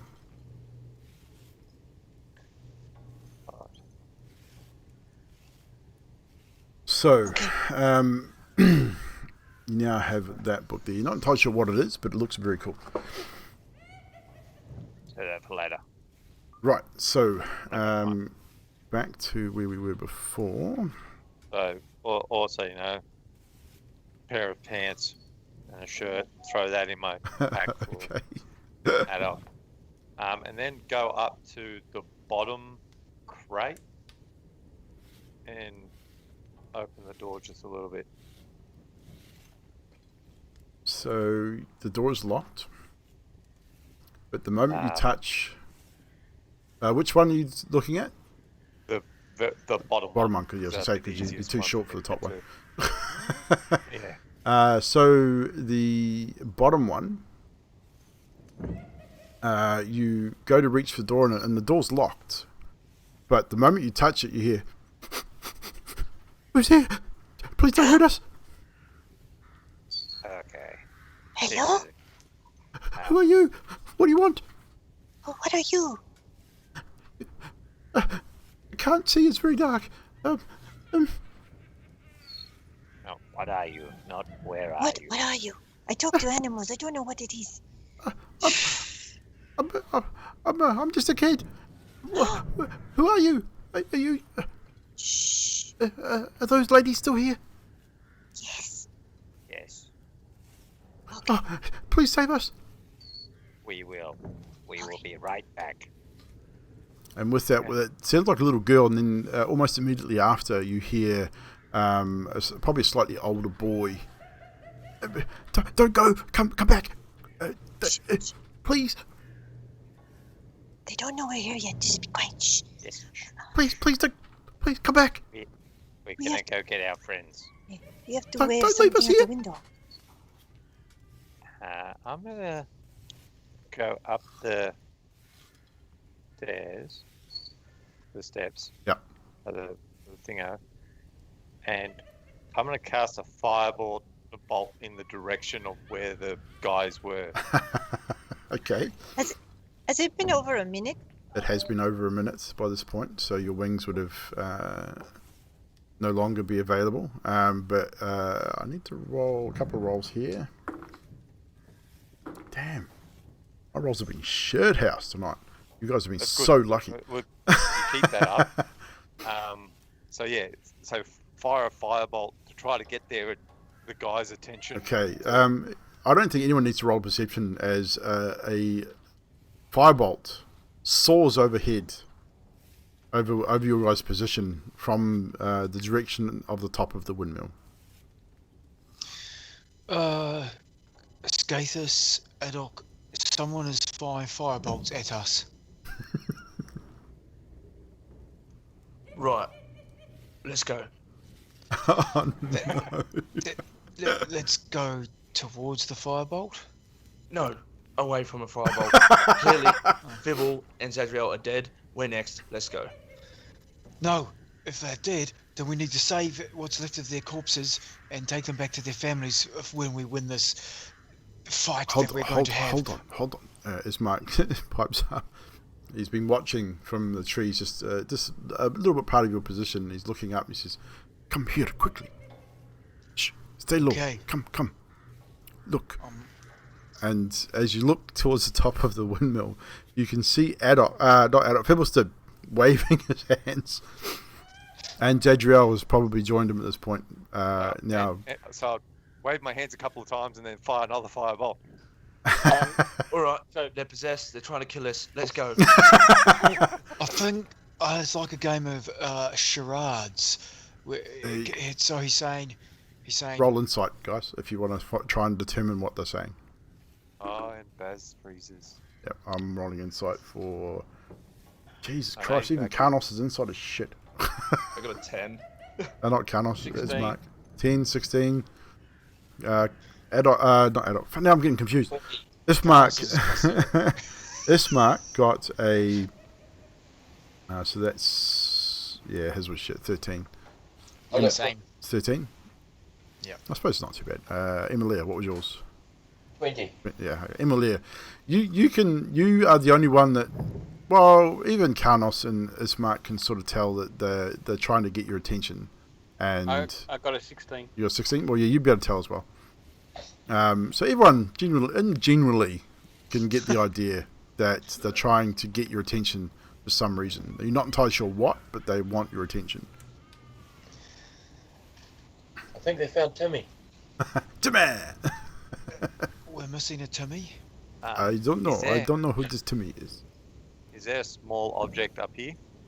There's lots of small objects in the vicinity. Like, there's probably a few broken bits of wood and things like that. So, with spotting what I've worked out as them wanting us to go there, I start running up the hill. Skathis, please, wait. We don't want to alert... oh, shit. Carlos is like, oh well, and he shield and axe and he just hauls us down there as well. And while they're doing that, I'm going to grab like a little bit of wood. I'm going to say they got kids hostage and throw it as far as I can towards where they are, which would repeat itself continuously. So, Skathis, you'd probably see the piece of wood be tossed from the top as you are charging towards the windmill. Karnas, you probably would as well if you're following. Ismark is definitely following up the back. He sighs heavily, draws his sword, and follows. So, Skathis, you will see the wood come flying down from the top. Whether you pick it up is up to you. But you would probably know with your insight that Fibbles, you probably would have seen Fibblesip throw it, I would imagine. It wouldn't be the first time you've seen me use this type of thing too. Would I be able to catch it coming down? Roll a dex check. What I was thinking, hang on, where'd it go? Oh, catch missiles. Yeah, that one. It's defect missiles, isn't it? Not specifically a catch. You can use your it's not being thrown at you. Deflect or catch the missile when you but it's not being specifically. Yeah. It's not targeting you specifically. So I would say just a dex check. Or is it? If you had stated you were throwing it at him, yes, it would be. No, if I was doing that, I would have pulled out the gun and shot at him instead. 22. 22. Yeah, well, you see it coming and you think, shit, okay. And you reach up and you jump and you grab it. And as you grab it, it repeats its message to you in Fibblesib's voice. And after hearing that, I toss it over me shoulder towards Carlos. Dex check if you want to catch it. Oh, crap. Do you stop So those Carlos- Skathis or do you carry on heading towards the windmill? Skathis, do you stop? Yeah. Skathis, do you stop or you keep I'm running? Still going. What are you specifically running for? Just the windmill or the door? The door. Running for the door? Okay, we'll get back to you. Karnos. So I picture we're running, he's caught this thing, biffed it over his shoulder. I'm just running. Yeah. Carlos is not looking very good, and with a Okay. 3. Dex, yeah, well, with a 3, you probably get hit square in the face. Yeah, that's with, what I'm thinking. with this chunk of, it's not a big chunk of wood, but it's big enough to daze you and probably stop you in your tracks. And as it hits you, it repeats its message in Fibblesib's voice. Mr. Stib? Oh god, I'm tripping today. Just carries on running after. So Emilia and Adok, what are you guys doing as Skathis heads towards the windmill, followed by Karnos? Ismark sighs heavily and draws his sword and follows. I'm going to look at Emily and I'm going to say, if you sit on a chair made out of earth, I'm going to shoot you with my cannon. You're doing something. Okay, I won't make a chair out of earth this time. I'll make it out of something else. You're doing something. I'm going to run. You're going towards windmill as well? Emilia, are you moving towards windmill?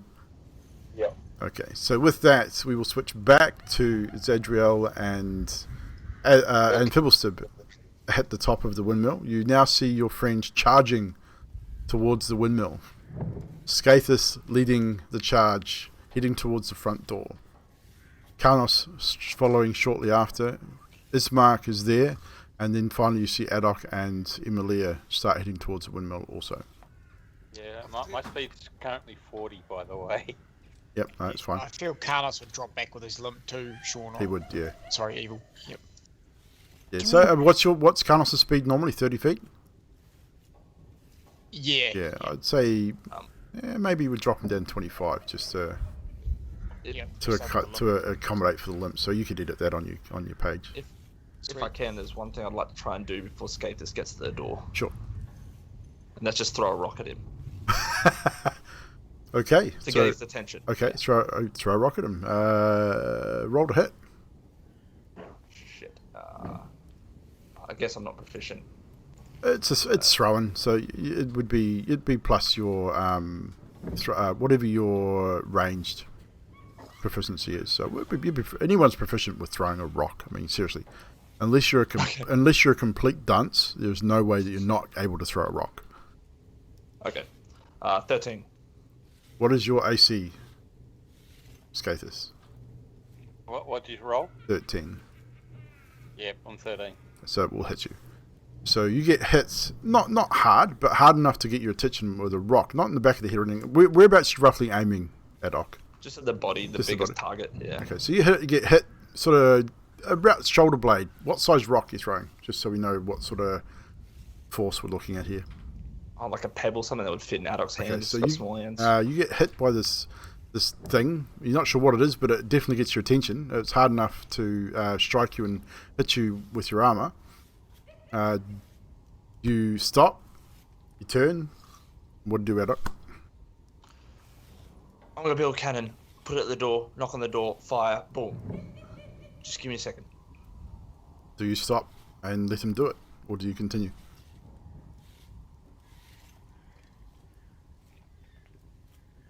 Continue. Skathis ignores you and turns and continues to head for the door. Well, he's going to die. Alright, time to go. Ismark says, build your cannon, little one. I think we'll need it. Carlos agrees, because Carlos struggles to keep up with Skathis. Ismark is sort of hanging back with you. He's not charging in full tit like Skathis is, but he's hanging back somewhat with the rest of you. So, back to the top of the windmill.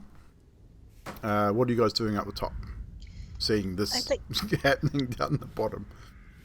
I'd like to go back down and see if Phoebo, can you work these locks on these crates, or maybe we could hit them with something? It's not a padlock. It's an actual key lock. Looks like a little wee door, like an actual door set into the crate. Oh, I can do my magic. I'm going to pull out my thief tools. Yep. Say, hello, my little friends.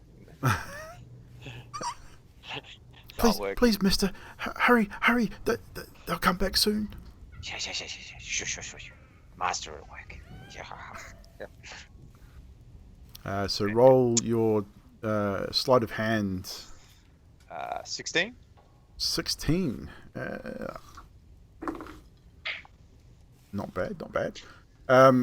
The first lock, the bottom or the top? Bottom or the middle one? Starting at the bottom. Starting at the bottom. So the first lock gives up pretty quickly. Your sleight of hand, you work your magic with your tinker's tools, your thieves' tools, and the lock moves and relatively easy, and you hear that wonderful clicking sound that you always hear with the unlocking of a lock, and the door swings open. And inside this particular crate, you see a small girl, maybe barely 5 years old. She's dirty. She's wearing nothing but rags. The crates are full of crumbs, like lots of it looks like crumbs with the pastries and stuff. That similar to what Carlos had eaten. She has streaks running down both the cheeks where the tears have run through the dirt, and her eyes are red from being crying, and hair's matted in a mess. And she just, the moment you open the door and she sees it's not one of the old ladies, she just shoots out and throws her arms around your neck. She stands about your height. She's actually quite tall for a 5-year-old, but she just lunges out almost like cat-like. It kind of takes you by surprise, but throws her arm around your neck and just grabs on tight, as if her life depended on it, and just starts sobbing. Give her a cuddle back, tap her on the shoulder a couple times. I got work to do. slide her over to Zadriel. Come here, we get you your clothes on. Come on. She comes to you without any hassles at all, and she just cuddles into you. She's shaking, she's sobbing heavily. It's kind of, you know that sobbing that a kid makes when they're really hurt or really upset, they can't really control. So she's really physically showing her distress. So Fibblestib, the second crate, the crates are about sort of 3 or 4 feet tall, so you probably have to climb up to get the second crate or find something to climb on. There is an old chair lying around, so you could probably use that to climb on. Use that. So you climb up onto the chair and start working on the second lock. So I need you to make another sleight of hand for that, please. 17. 17. Just as easily as the first, the lock gives up its secrets, and the door opens, and again you find in this one a young boy, maybe 7 or 8 years old. Again, dirty, matted hair, wearing nothing but rags, lots of food crumbs and that inside the crate. It smells quite bad too. I mean, the kids have obviously been locked in here. They've been urinating and defecating in these crates, so it's not a pleasant smell or sight. Again, face dirty, streaked with tears, eyes bloodshot and red from crying, and probably his voice sounds kind of hoarse from yelling as well. He doesn't quite come out straight away. He's very wary. So seeing a little person, not unlike him, he sort of moves forward and says, "You here to get us home, to take us home? Please." Yeah, why not? We'll take you home. Are the ladies still here? No, we haven't killed them yet, but we're one thing at a time. And he just pulls the door shut. Fair enough. It's unlocked, so he can get out when he wants to. Top one. You've not heard any other voices, but you do climb up, and the top one is unlocked. You go to check it, and it swings open. And unfortunately, there is no one in this particular crate. There is again remnants of food and stuff like that, but this crate doesn't look like it's been used for some time.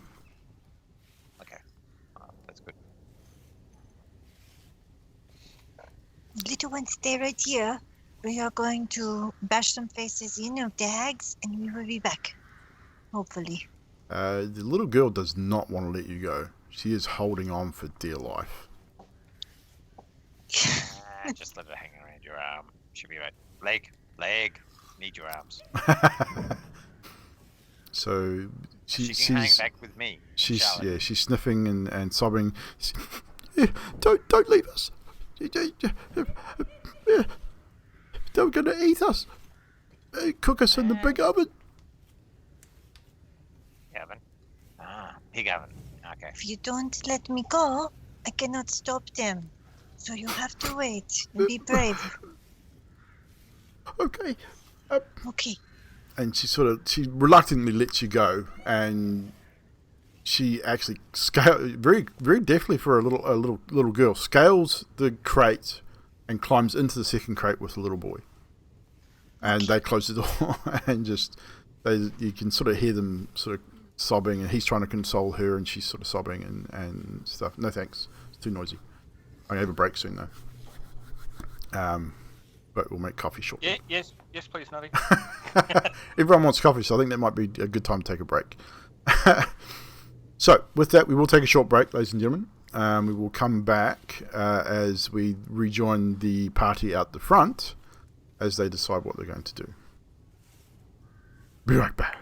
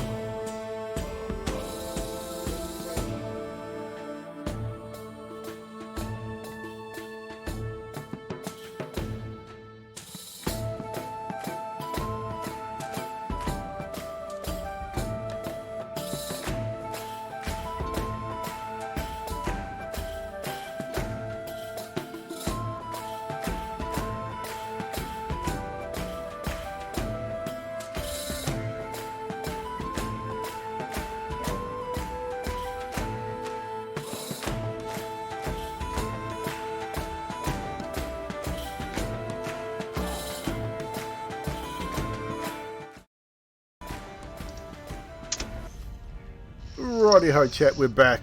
Before we get back in the story, we're just going to acknowledge some people in the chat. Lady Litany, welcome back. Good to see you in the chat again. And we had I think Miska turned up. We got Lord Crimson. A few. I can't see the actual viewer list, but I dare say all the usual suspects are probably here. Welcome everybody. My name is Evildoer. If you're only just joining us, we are doing the Curse of Strahd 5th edition module from Wizards of the Coast, and this is our official module night on a Wednesday night. We also do a homebrew campaign on Sunday nights. All previous VODs are available on my YouTube, so don't panic if you're not entirely sure what's happening in the story. You can go back and catch up on those VODs on my YouTube channel, !YT in the chat. We'll give you those details. Discord will give you the community Discord if you want to come and hang out, talk D&D, talk gaming. We have the Discord there where we all just hang out and just shoot shit. I am also back into my gaming streamings. So for those of you that have been hanging out and just doing the D&D stuff, I've started gaming again throughout the week. So keep an eye on the schedule for that as well. You missed all the converse because you had to pee. What converse? Oh crap, I was about to spill my goddamn coffee. That would not have been good.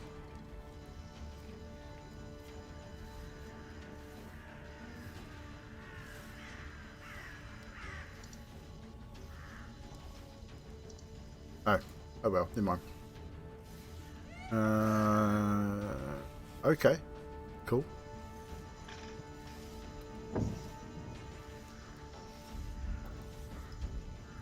Oh, did any? How far are we? Yeah, we can do that. Baz, if you want to keep track of that, you just let me know, man. I'm down with that. Sweet. I just realised I wasn't muted the whole time, so you guys would have heard clickety clickety clickety click. That's all good. But I think that works out pretty well. So you know roughly how much you're drinking and what effect it would have on you. So you let me know. Just reminded me when Adok or Cameron asked earlier, and I thought, actually I was meant to DM you that. So yeah, I think that'll be a good idea. So you can run with that, and I think that'll work. I'll DM you when it gets worse and better. Yep. Sweet. Yeah. So instead of having that -5 feet penalty, then we'll base it on that. To your movement speed, we'll keep you at 30 feet based on that premise. So obviously you use the -D4 to your movement speed as that as the level of alcohol was decreased. Okay. Right, so chat, any questions before we get back into the story, or we just want to hurry up and see these guys die horribly? Because that's what it sounds like they're rushing towards right now. How far away were they from the windmill when I made the jump? Did anybody see it? Did you jump? Well, you know what I did. Oh no, no one would have seen that. No, you guys were behind the windmill, so only Phibster would have seen the fluttering of the Zadriel wings. So no one else would have seen that at all. So, but as far as how close the rest of you are to the front of the windmill, however, you are probably now within 10 feet of the door. And Zadriel and Fibblesib have released the children on the 3rd floor and getting ready to make their way downstairs. So, I would imagine by this point,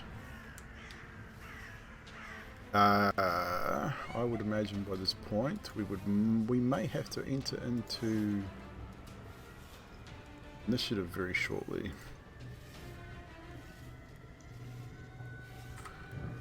It's marked to my initiative roll. So, just so you know, as I reach the door, I just stand there and wait for the others to catch up.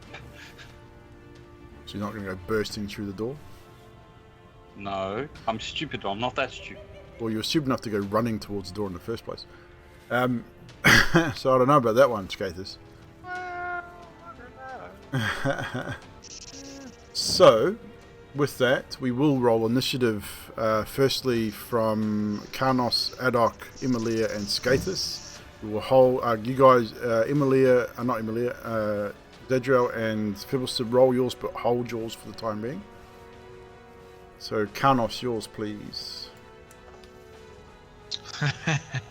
Nat 1. Nat 1, oh shit. +4, that's 5. So Nat 1 on that. Adok, yours, please. I got a 9. 9. Skathis, yours. 16. 16.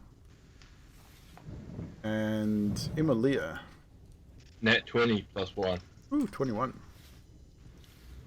We'll get Zedriel's and Fibblesibs at this point, but you won't be involved in this first combat. 12. 12 from Zedriel and Fibblesib. 6.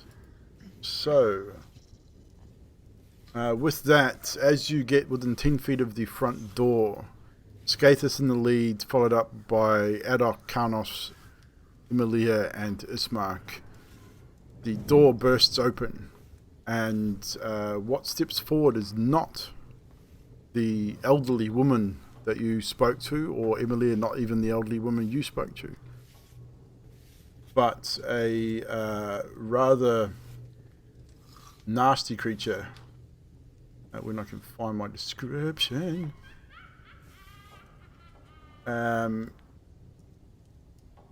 She is wearing a long, sort of similar clothing to the woman you spoke to first, but her arms are now probably twice as long as they once were.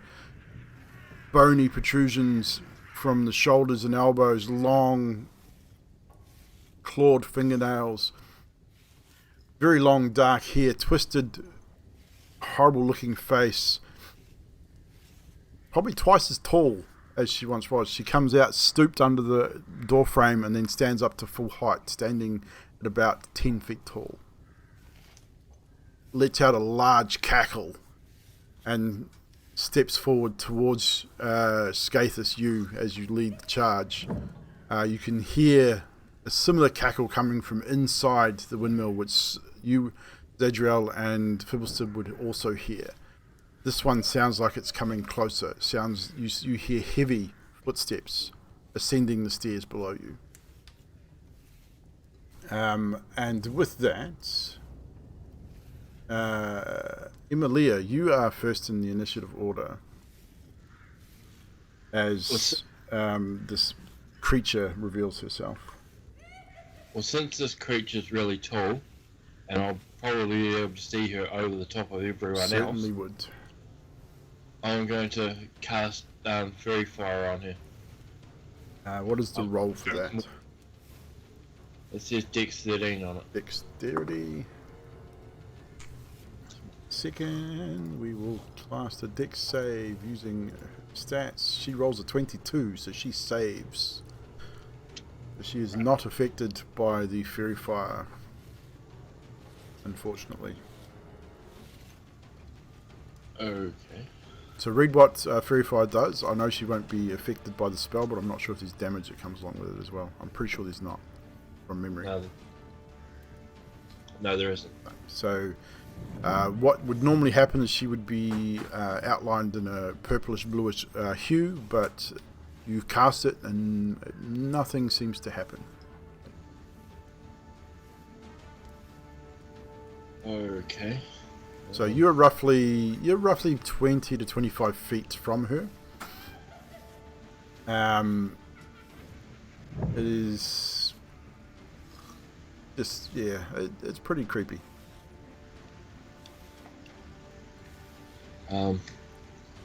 Yeah, I'm going to just end that there. No problem. So that's all you're going to do. This is roughly what you guys are seeing at the moment. So that is all Emily is going to do. Skathis, you're up. You are 10 feet away from this creature. She surges forward towards you. The stench that is emanating from her is almost unbearable. Fist unbroken air. You move in to attack. Roll to attack, sir. Okay, as an action, spend 2 key points. Choose a creature within 30 foot of you. They must make a strength check of 10. You rolled a 9. She fails and gets 18 points of bludgeoning damage. 18 points of bludgeoning damage.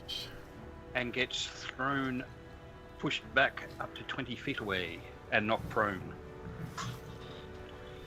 So she can only go back probably 10 feet, which would send her back into the windmill, but she is knocked prone. She doesn't take as much damage as you would hoped, however. As your blow strikes her, the effect takes hold, and she does get sent backwards and has fallen prone, but she doesn't seem overly hurt by your attack. Anything else you wish to do? No, that's it. With that, we are now going to go upstairs to Zadriel. You now hear the heavy footsteps of something large ascending the stairwell beneath you. You cannot see them at this point, as you are on the third floor, the bedroom floor, which is there's not a lot of room in here. But you do hear this creature as coming up the stairs. What are you going to do?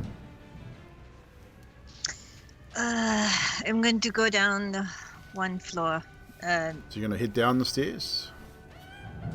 Yeah. That will take you down to level 2. As you get to the next level down, you're 30 feet. You got 30 or 40 feet of movement? I have 30. So you will just make it to the next level down, which will bring you to this area here, which I'm showing on the stream now.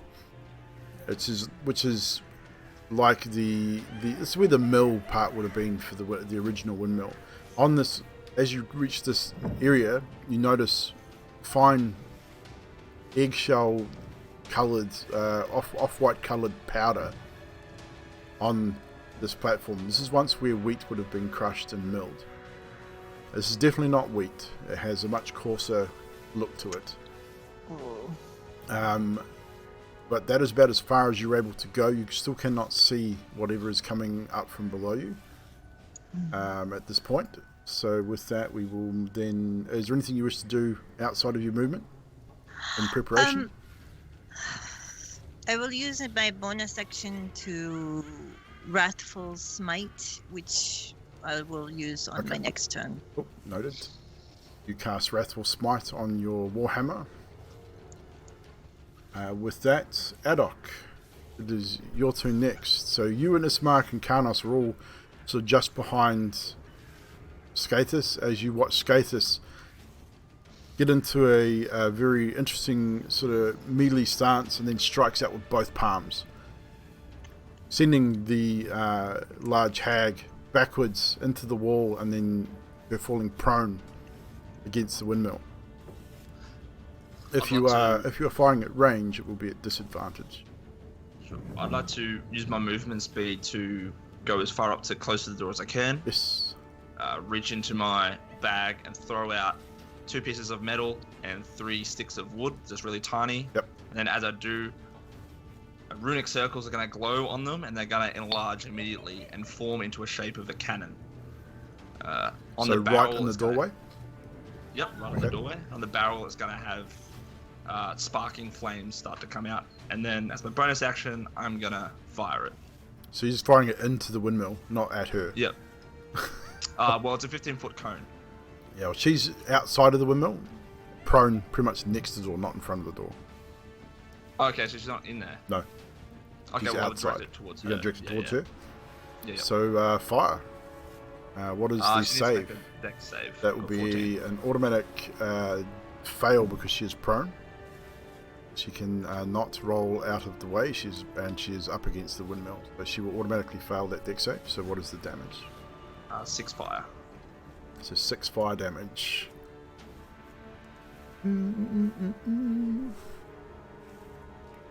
So she takes a further amount of damage as all of you behind Adok see Adok rush up, do his little thing, and this little cannon forms in front of him and then just fires this massive cone of flame, spilling out over the hag and up the wall of the windmill, which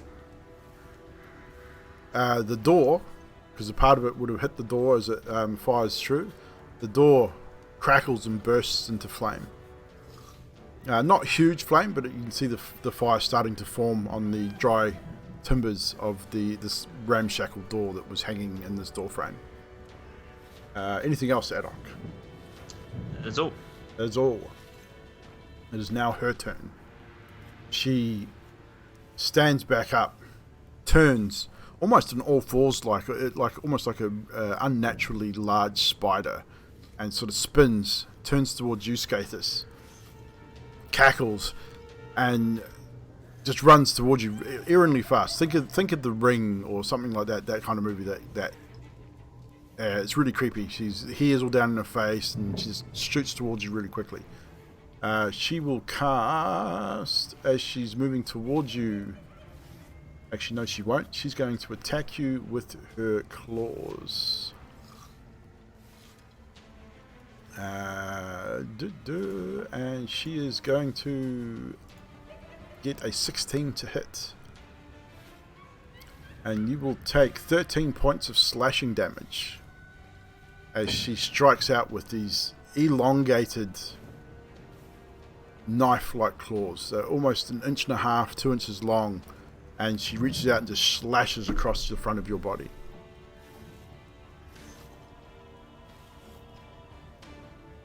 And then that is her turn. She's going to remain there. Her daughter, who is ascending the stairs towards you, Zadriel, crests the stairwell. You see the head first, and then the long, spindly arms, the haggard looks, not unlike what I showed in the picture just earlier.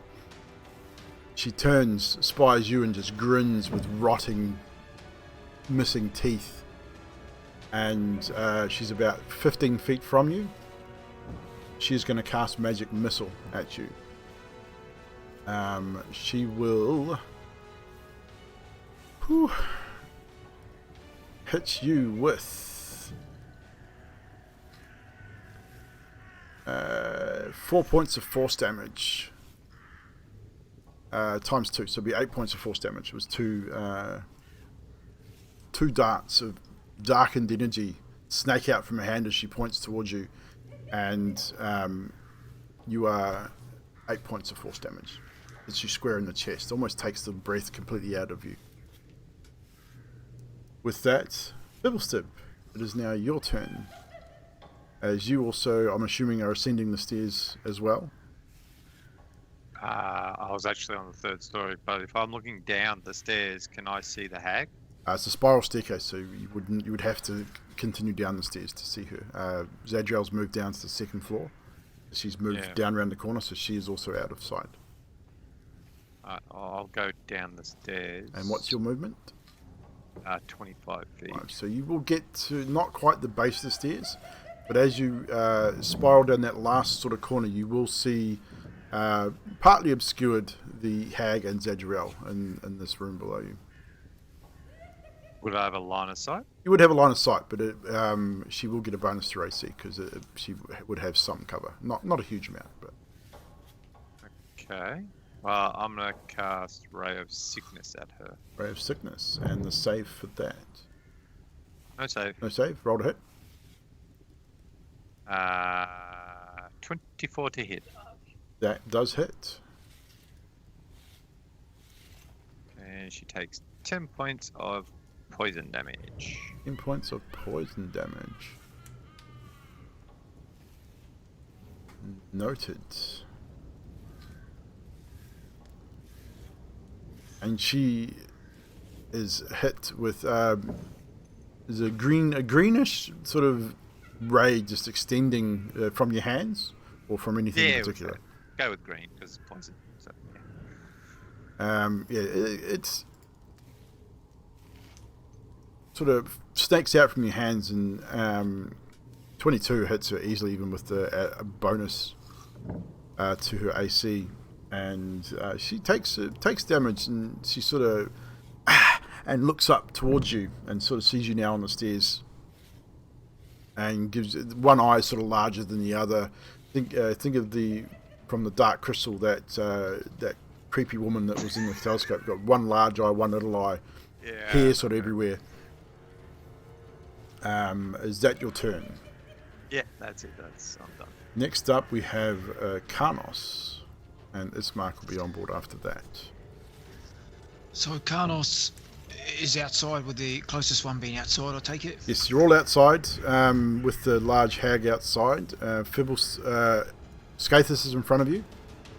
Adok has probably moved in front of you also, so you're probably just behind Adok, so you can move into melee combat easily enough. She's no longer prone. How far away from the edge of the building is she? She's probably moved maybe 5 feet off the edge of the building. Like, she's moving forward to meet you guys in combat. Yeah, so instinctively, being the sort of battle master that he is, Karnos would move in beside Adok and then sidestep, so he is trying to get in the flanking position? Yeah, into a flanking position. I would allow that. Yeah, he'd definitely be room there for you to get in either side, whether it's around Skathis or beside Adok, most definitely.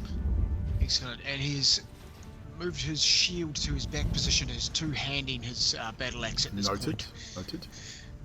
Taking a swing. Swing away, sir. That is 23 to hit. That definitely hits. And I'm going to expend a superiority dice to try and trip her up as well. So the damage is 5 plus...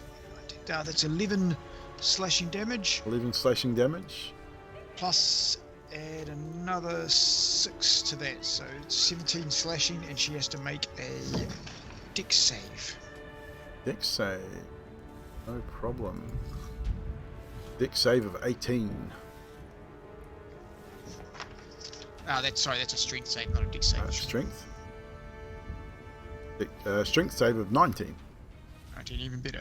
So I did not knock her prone, she just takes the damage, and that takes is damage. You also notice, as you swing out with your axe two-handed, she brings up an arm, bony arm, to block it, and you strike and smash into that bony arm, and it's almost like hitting stone.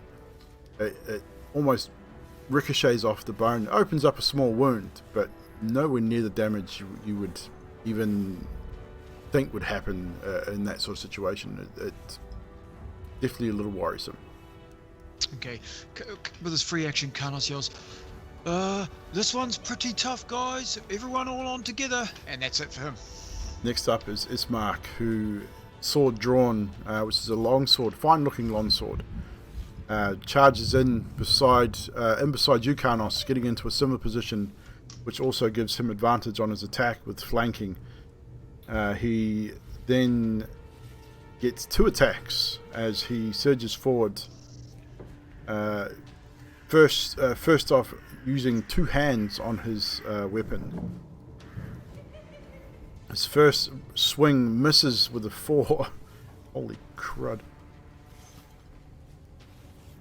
His second is better, still missing, however, with a 13.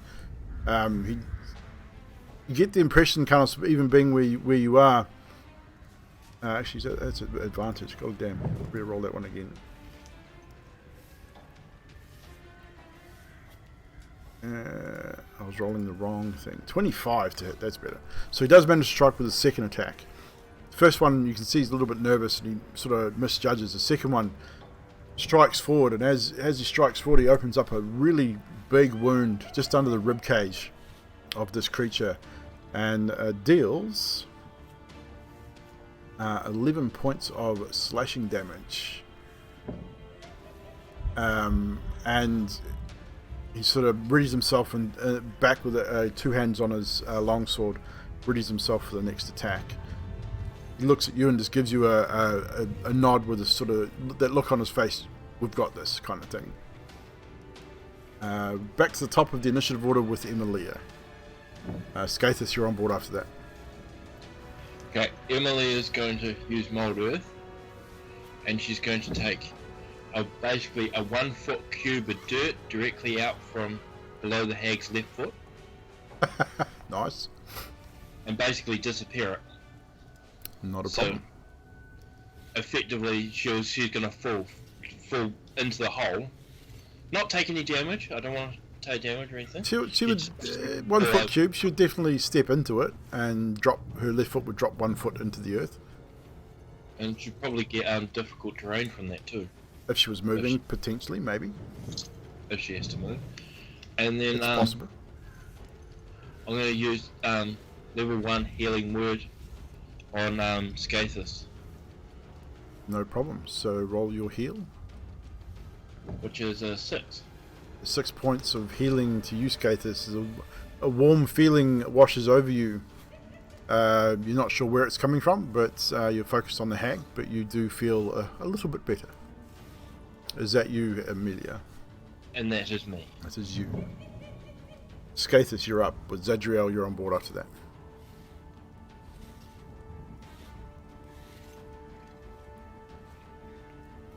You're muted, Josh. Okay, so I'll do Fist of Unbroken Air again. How many So key this points is do you 10. have? 2 left. Last 2.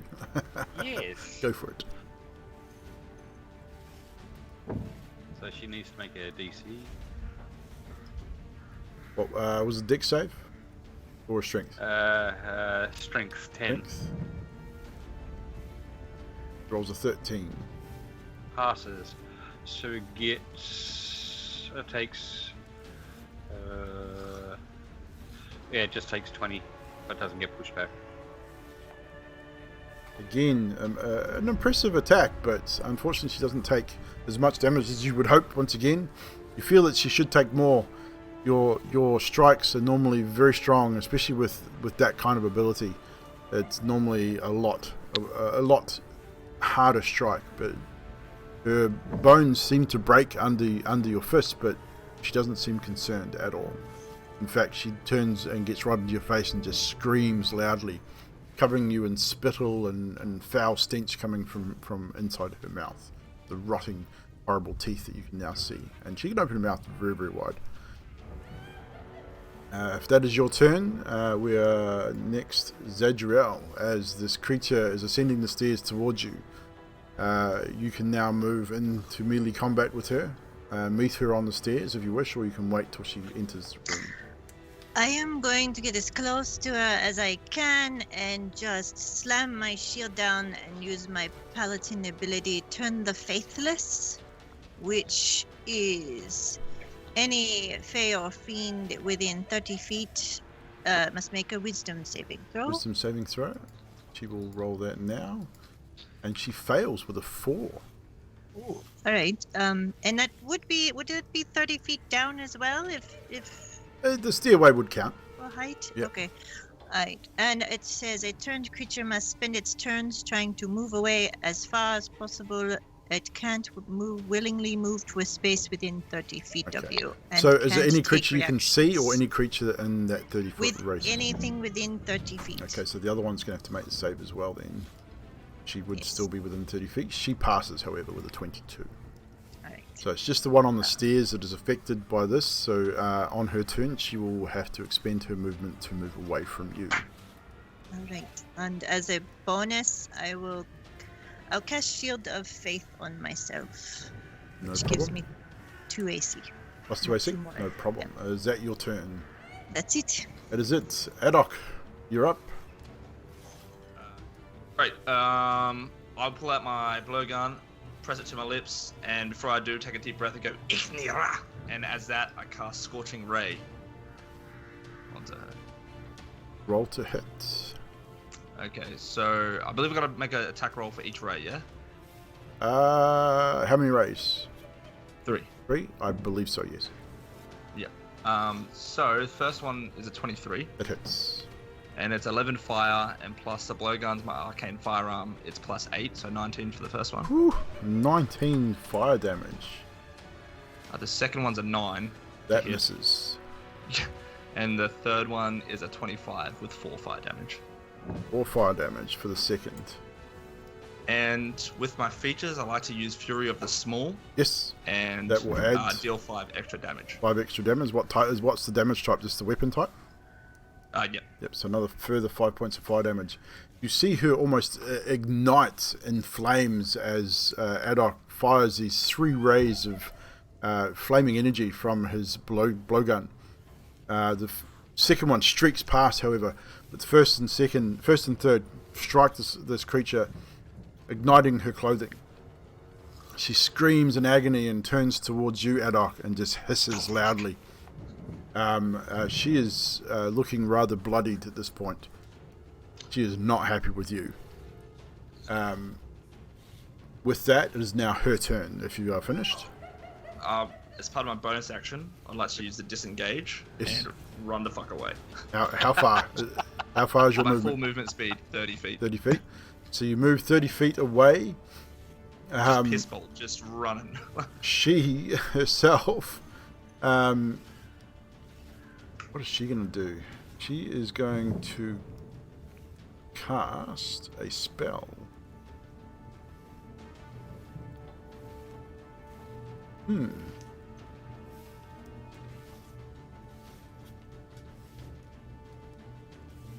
Yes, she's going to cast Magic Missile at you, Adok. She's going to cast 2 missiles in your direction. One striking you for 3 force damage. The second striking you for 5 as you run away. Turn and run, trying to create distance between you and her. She hisses and cackles and then snakes out a bony finger, and this dark purple and green energy fires out and they both strike you square in the back. I need you to make a strength check for me, please.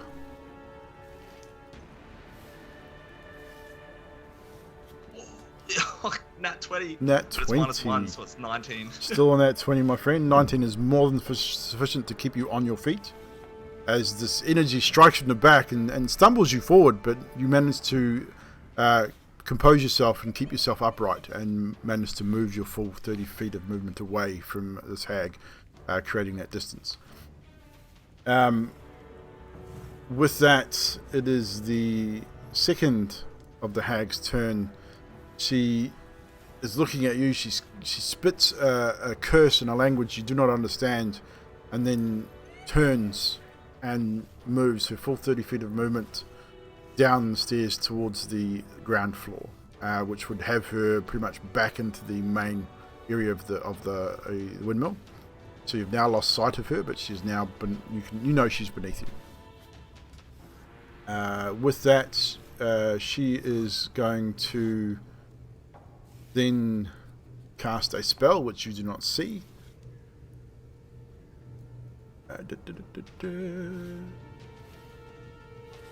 And that is her turn. Kibblestep, is now your turn, with Karnos on board after that. Alright, so if I move down the stairs, can I see either hag? As you come down the stairs, you will be able to see the first hag that because you were watching her, you would have seen her turn and head down the stairs. You've now lost sight of her, so you would have to continue down the stairwell, try and catch sight of her again. Move the... wait a minute, what's dash do? Dash gives you double movement speed, but that takes up your action as well.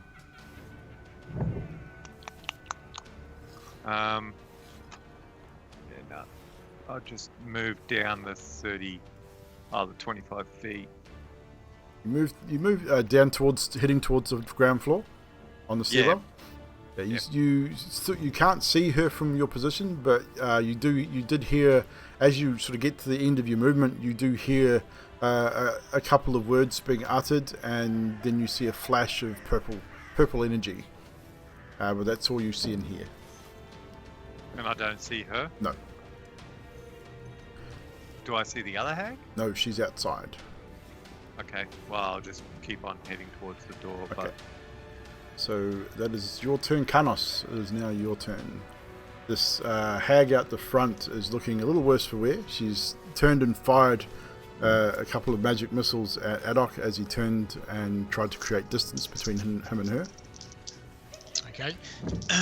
Karnos is just gonna take his axe and do a big reverse swing and try and lop her head off as best he can. Roll to hit. That is a plus. Where am I? 17 to hit. That does hit. And that is 15 slashing damage. 15 slashing damage. Again, not taking as much damage as you hoped, but she still takes damage, and you open up a small wound just across the top of her shoulder. With that, Karnos is going to go and action surge and use another action and do the same thing again. Spin one more time. Go for it. 18, 19, 26 to hit. That hits, definitely. And 5, 6, 7, 8, 9 slashing damage this time. 9 slashing damage this time. And you seem to strike that same wound again, and it seems to open up a little bit further. You now see a purplish black sort of ichor spilling from the wounds, not blood as you would expect. This creature is definitely not of this world. With that, is that your turn, Karnos? Karnos would just say to Ismark, "You're right, my friend, we've got this, come on!" Just boosting, and that's us. Ismark then moves into a more advantageous position as his skills definitely allow him to do so, and he puts himself in a position which gives him advantage on his attack. Again, double-handed, swinging with his longsword. He swings his first attack, missing with a 7, however. The second, a natural 20, as he sort of misjudges with the first, rights himself, takes a deep breath, and then comes down, trying to strike her neck with a natural 20. He will do 16 points of slashing damage as he opens up a large wound just above the collarbone of this creature. The creature hisses and squirms, turns back towards you and Ismark, and is readying for another attack. She's not looking healthy, however. She's got several open wounds. She's breathing heavily. But that is Ismark's turn. Emilia, back to you. She has not moved, however. But her foot is in a hole. Emily is going to use Mold Earth again and basically take a chunk of dirt off the ground, basically put sunglasses on her, made out of dirt, so that she can't see.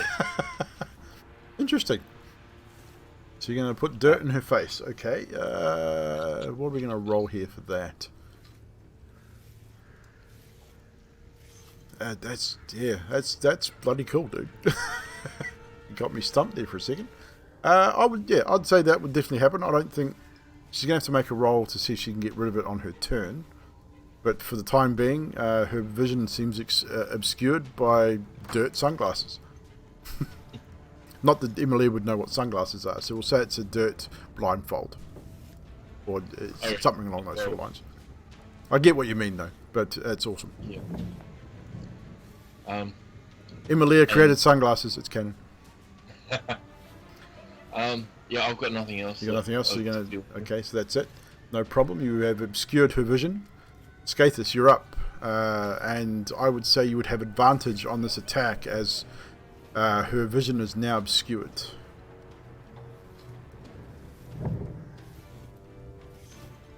So after using my key, I switch to the quarterstaff. No problem. Two-handed. Attack away.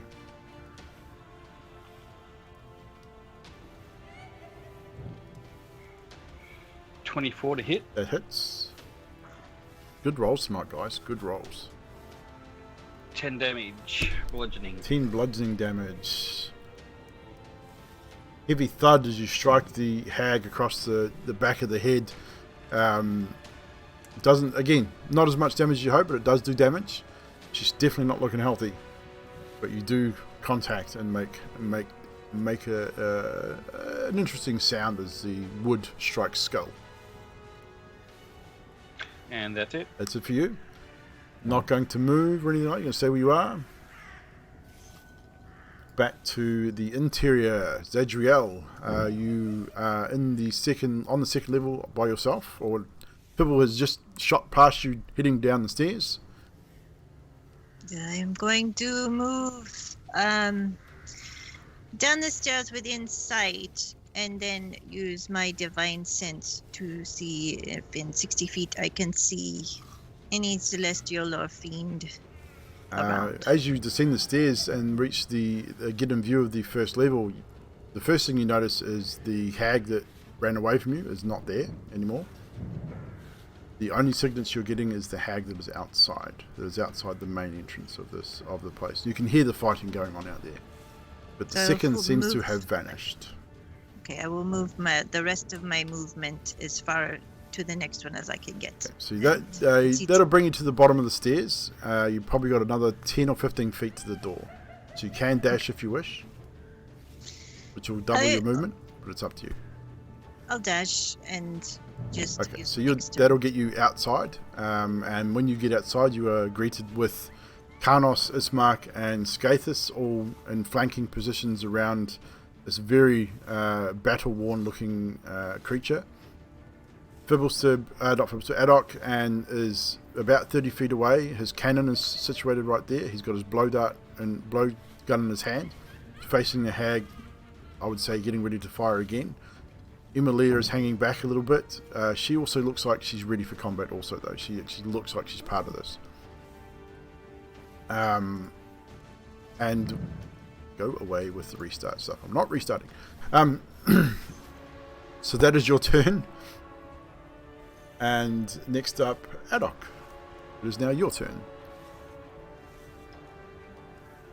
Yeah, my cannon can't position itself in a way that won't hit anyone else, can it? Because everyone's flanked. Everyone's kind of in a melee, sort of involved in a melee skirmish with us. So Skathis, 15-foot cone, no, you probably couldn't without potentially hitting at least one of them. Just because they've sort of backed her up against the side of the windmill. So there's only like 5 or so feet between her and the windmill, and everyone's sort of scooched in around her. That's alright. Yeah, I'm just gonna, again, with my blowgun, it's gonna glow red hot, and I'm gonna cast Firebolt at it. No worries. Roll to hit. So it's 18 to hit. That hits. And 14 plus 3 for the arcane firearm, so it's 17 damage. 17 damage. Describe how this particular creature is destroyed by Adok's firebolt. You witness as Adok pulls out a bag, a component pouch of what's left over little black powder. He puts it into this blowgun, takes a deep breath, he breathes, and you see sigils glow red hot on this blowgun as a huge firebolt blasts out from this blowgun, smothers the hag in fire as she just starts to melt and bits of skin start to roast and cook as her hair falls to the ground. Definitely, the hag is struck with a large fireball, a large firebolt, strikes her just below the throat, ignites what's remaining of her clothes and hair. The hair catches, the skin on her face starts to blister and burn and bubble, and you can hear the popping and sizzling noises from the flame as it engulfs her eventually. The flame starts to turn a purplish colour as her entire body is eventually engulfed in flame. Her very loud shrieks of pain is piercing to the ears. Lasts maybe 2 or 3 minutes before eventually you hear that last inhalation of gasping for air and obviously sucking flames down into her throat, and eventually silence apart from the blistering, popping, bubbling skin that is now under a small amount of flame that is still burning on this corpse. Is that your turn, Haddock? What else? Yeah, seeing Zadriel and Fibble run down. I remember that there was a second one, yeah? Yep. I'll turn to him and go, what happened to the other one? And that's it. With that, it is now back to the hag's turn. And nothing really happens at this point. So Fibblesip will go to you. So you will continue on your trip down to the door. You will make it to the doorway and you'll see essentially the scene that I've just described as you reach the front door. We'll keep initiative. Technically, you're out of initiative at this point, but we'll keep initiative order just for the moment. So, Fibble, is there anything you wish to do or say as you reach the door? I'm going to cast Fairy Fire in this area. In this area? Yeah. What's the range? 20-foot cube. Centered on roughly where? Doorway, just out of the doorway? The center of the actual building. Okay. As you cast Fairy Fire into the center of the first floor, you do not... It does not pick up anything. It doesn't outline anything. Okay. She's not here. Where the hell she go? Where the hell she go, people? That's it. And with that, Karnos will switch over to you now. Fibblesib has done his thing. So Karnos will be looking around going, I don't know, that's nice shot, Adok. That was bloody. And he sort of stomps on the witch hag, whatever she is, stomping her down, the one that's burning at his feet, I guess. Yes, she will be at your feet burning. And then he'll look inside and he will limp inside to help the others look for the other hag. Limp inside sort of to the opposite side of the room to where Fibble and Zadriel would be, sort of looking around. Yeah, Fibble and Zadriel have now moved outside, so Zadriel's outside with you guys. Fibble's just come to the doorway, so the rough. So Karnos definitely inside. Yeah, yep. so as you move sort inside, base of the stairs. You still hear the croaking of the toads that seem like they're coming from a crate inside that room. There's a few chickens around, the bones on the floor. The pastries are still sitting over by the oven. I'm gonna, with my action, since there's nothing to fight, I'm gonna open the cage of the toads if I can. You open the top of the crate. That's you hear all these croaking noises coming from it, and almost immediately, a lot of toads escape from the crate and start hopping around the room. Toads. There's about 100 or so. There's lots of toads. There's now hopping toads everywhere in this room, and they're all making croaking noises, and everything else.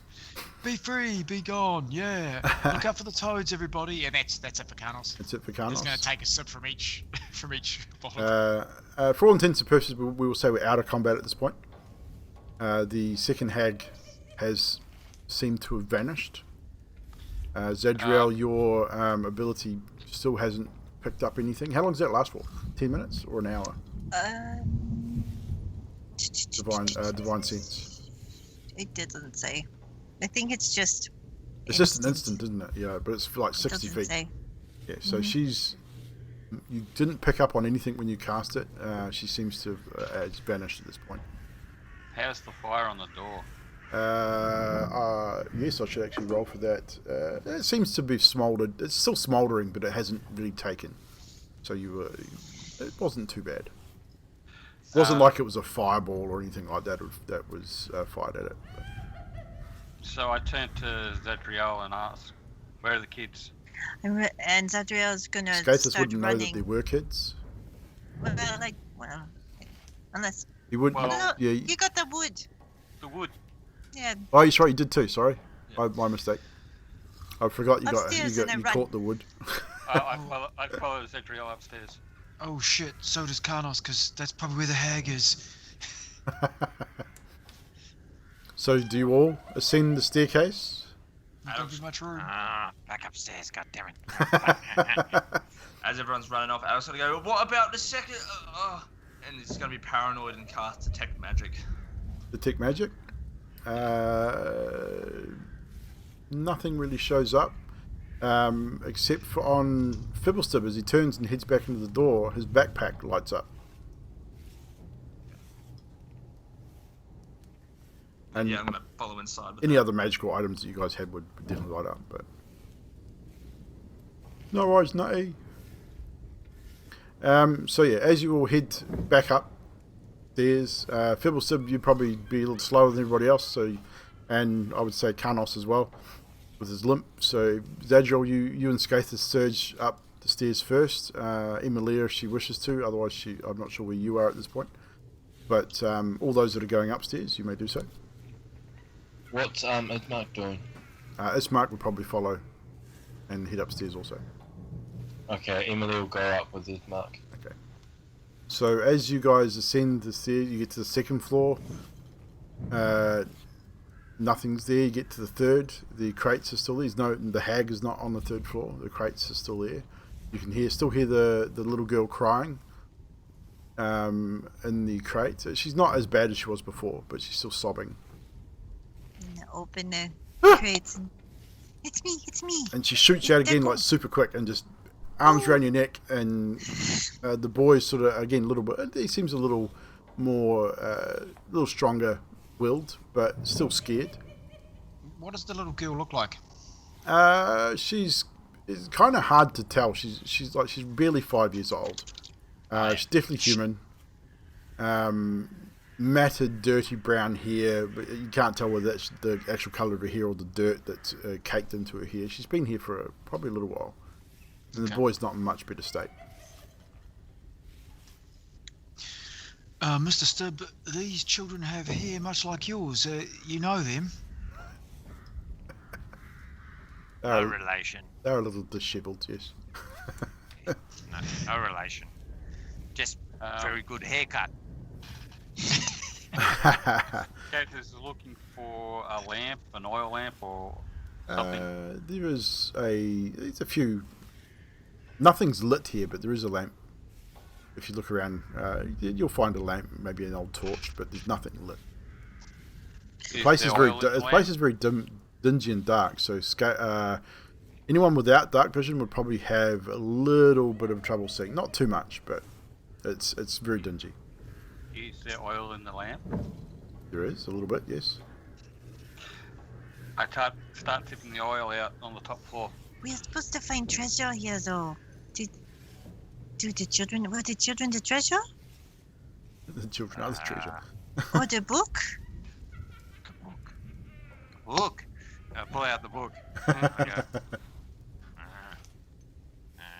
10 minutes. Give me 10 minutes. I don't think we have 10 minutes. He's pouring oil everywhere.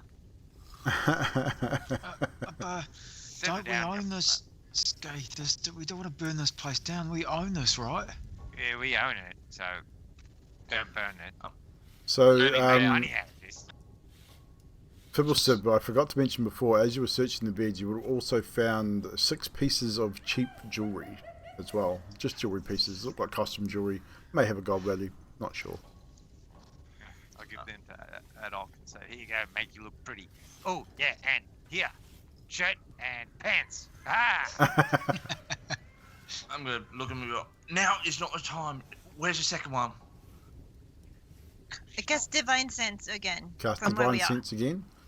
60 feet. 60 feet. And this time you do get a ping. And it is back down in the bottom of the windmill. Just outside. Point me in a direction, Zadriel. Guys, downstairs, but I don't think she knows that I can do this. So we might be able to. And if I roughly know the location, I tell them roughly the location. Yeah, it's below you. It's definitely below you. So to below you into the south a little. You still see Emily as well, just to add in there. And Emilia as well, definitely. I mean, she knows that now. Yeah, I know that. By now she knows that. So Ismark sort of says to you, he says, "Are you sure she's still here?" there is a fiend or something down here. And I'm assuming it's a... Okay, one moment. Carnos, come with me. We go check it out, yes? Yes, good idea, sir. And Carlos axe in both hands And again. he's going to roll a stealth check. He's going to do it quietly with a 21. Oh, yeah. That's at disadvantage, but still, my stealth check is 17. That's pretty good. So you both I rolled a natural descend. 20 as well. Nice, natural 20. That's a disadvantage, so meh. Either way, we'll still mark the natural 20. So you start to move slowly back down the stairs. You get to the second floor, head down to the next, whilst you take it very slowly. It's marked down, crouched as far as you can get, sword still drawn. It gets to where you can just peer below into the first floor. Nothing's there. Moves slowly down there. Checks around, gets to the door, and sort of peers just outside the door. And as you both peer around the doorway, what you see is the second hag quickly gathering the remains of the first. She's gathering up the body, picks it up, and then takes 2 steps towards the road and vanishes in a puff of purple smoke. Oh, she's gone. Wow. She packed her hags and left. Really? That was... Hey, that's actually pretty good for Carnos. You're not there, so shush your face. It's really probably more of a hit thing than a Carlos thing. I'll leave that one out. Edit that It was out good there. though. Ismark turns around and says, I guess she is gone then. Maybe we should head back and see if Zadriel is still sensing them around. Yeah, good idea. I'll tell you what, I'm just going to hang out down here. It's cramped up there. I'm just going to search around down this bottom area and see what I can find. Of course. I will be back. And Ismark heads back upstairs and lets you guys know that what he saw. And says to you, Zadriel, are you able to do that again? So I'm not sure if she's still here or if she was. It is very weird. I'm assuming the kids are lodged to me, so I'm going to... The small one is, yeah, the boy's sort of hanging around. He's actually really interested in Skathis at this point. He grabbed your tail a couple of times and is looking up at your face. And it's like looking at your eyes. He's really fascinated, like wide-eyed, almost sort of mouth slightly open. Going to take the little one down to the bottom level and do it again. Divine sense again. And do not pick up anything apart from Emilia, unfortunately. It appears that she is gone. I do not see anything. And with that, Ismark then, I'm assuming you all now descend back down to the bottom level. Except for Skathis, probably going to set the place on fire. Even though you own it, technically. You know, set your own house on fire. I don't know. Ismark turns to the little girl and says, excuse me, little girl, what is your name? Where are you from? And through the sort of, through her hair, she sort of turns her head as she's hanging on to you, Zadriel, and she says, my name's Myrtle. I'm from Vallaki. My family and I was... can't remember. There was an old woman and she gave us food and then that's all I remember. And the next thing we wake up here and they were giving us stuff and they're horrible, horrible ladies. Oh, that's right. We are missing one because she was out gathering herbs, remember? So there's 2 running around still. And the boy pipes up and says, "Oh, my name's George. I'm from Vallaki as well. I think 2 weeks ago, same thing. Old lady come to our house and talking to our parents, and gave us, I think it was a cake, something sweet, and then I don't remember much, and then the box. Are you going to take us home?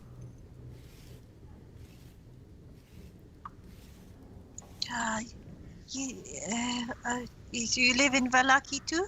Yes, yes. Oh, well, we are staying there, so... So you can take us home? Guys, maybe, yes, I guess we can. No, wait. Was there What is that? Oh, he's a dog. And Gets that George all the time. jumps in behind Scathus's robes and hides from Adok as you step forward and start to speak. Myrtle hasn't really seen you. She's still cuddled up in Zadriel's neck, but George has never seen a goblin before and is scared out of his wits right now. I'll walk up and go, stop being a little baby. Ah! You've seen... Leave me alone! It's horrible! Get it away from me! No, answer my question. Ah! With that, I backhand Adok. I think Roll to hit.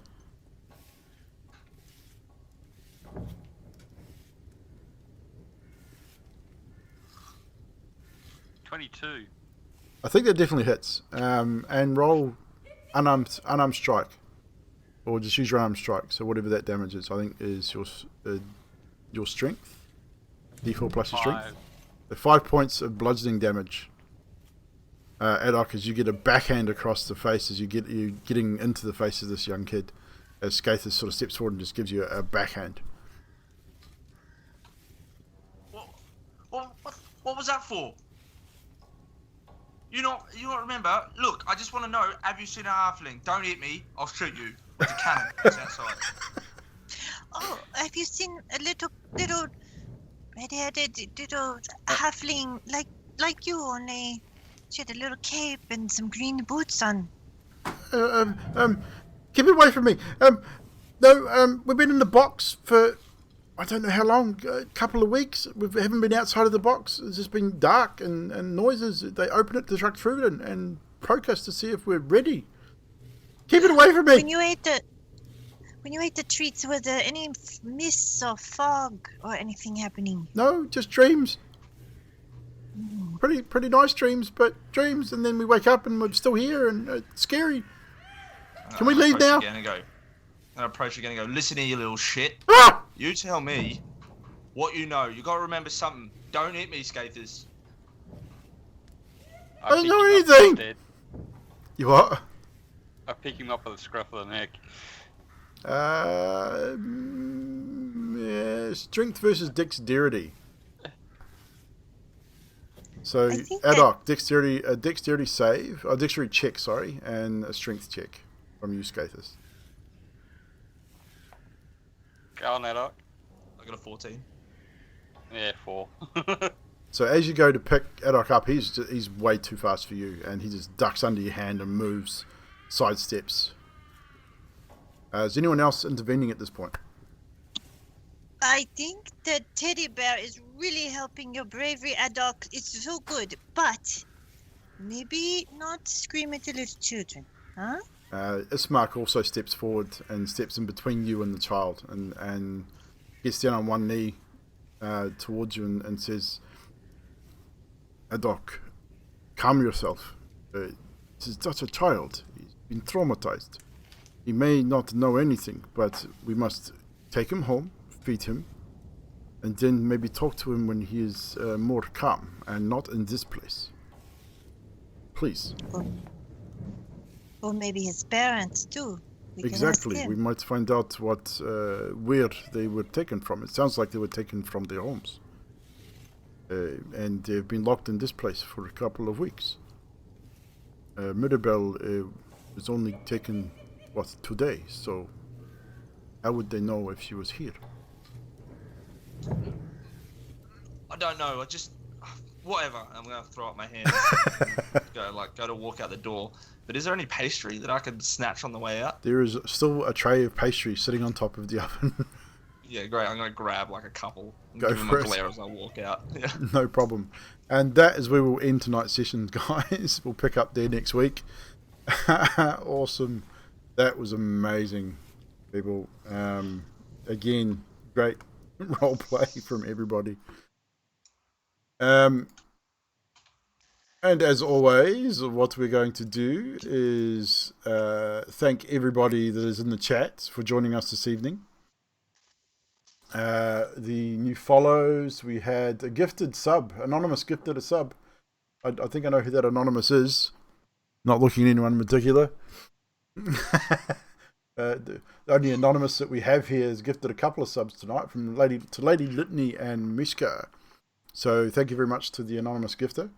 Appreciate that. We had Igor Larson with the follow. I cannot pronounce names. Serpent Black was followed earlier as well.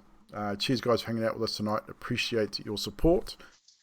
And before we finish up completely, we're going to go around our players and get some standout moments for tonight. And we're also going to level up as you have hit another milestone by finding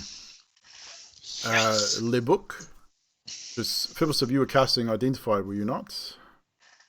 Which would have... Yeah, I'm going to take 10 minutes. Yeah, to cast it would have happened. The book is magical. It is also... if you open up and have a bit of a read, it looks like it's the diary of one Strahd von Zadovich. So this is potentially, as Zadriel's eyes have widened, she would know because her and Mirabelle made the correlation with the card reading and the windmill, and this is the item that you are looking for that was in this place, and this is why you have leveled up, because you hit the milestone. But it was kind of a double milestone, dealing with the hags as well as finding the book. So everyone except for Adok will level up, because I think that guy's put you at level 5, I believe, which has you at the same level as Adok anyway. So around the table we go. Mr. Pekka, aka Mr. Fibblestip, a moment from you, sir. As per usual, Drax's use of cantrips. I know, right? Holy shit. He comes up with some very interesting ideas. And Definitely. They are enjoyable to watch. Definitely thinking outside of the box. We've got to find him some spells that he can actually use that help the party but don't break his die shot. I think he did rather well. He kept Skaithus alive and obscured the vision of the hag. Yeah, well, which gave advantage. So I think he did pretty well. Just do a couple of things like bless or something along that line. Those sort of things could definitely help. But yeah, I agree. That was it's been entertaining, to say the least. He has a very strange mind. Yeah, well, we all know Drax reasonably well. He has a very strange mind indeed. Yes. Skaithus, Mr. Trashman. The friendly banter between me and Adok. I don't know how friendly that is, dude. You slapped him. Hey, he went at the kid. What can I say? Hey, fair call. I mean, damage mind you as well. It was. It's what Skaithus. I believe it's what Skaithus would do. So I think you played the part very well. Anything else, or is that it from you, Zadriel, aka Yanti? They packed their hags and left. Golden. I can't stop laughing. That was a facepalm moment of ever I've heard. It was like, really? Wrong character, sorry team. Love it. It was awesome. Man. And Malia actually healing and stuff. Bravo. And she kind did. Adok was being brave a little bit. I think Adok did very well. Yeah, everybody did good. That's it for me. Adok, Mr. Roasted Chicken. I have to say, Mr. Trashman's use of, the most amount of words that we've heard him say, pretty much all episodes so far. I was like, yeah, he's breaking. Yes, And yeah, just his whole interactions was great with Adok and the kids, and showing little bits and things that his character cares for, slipping out.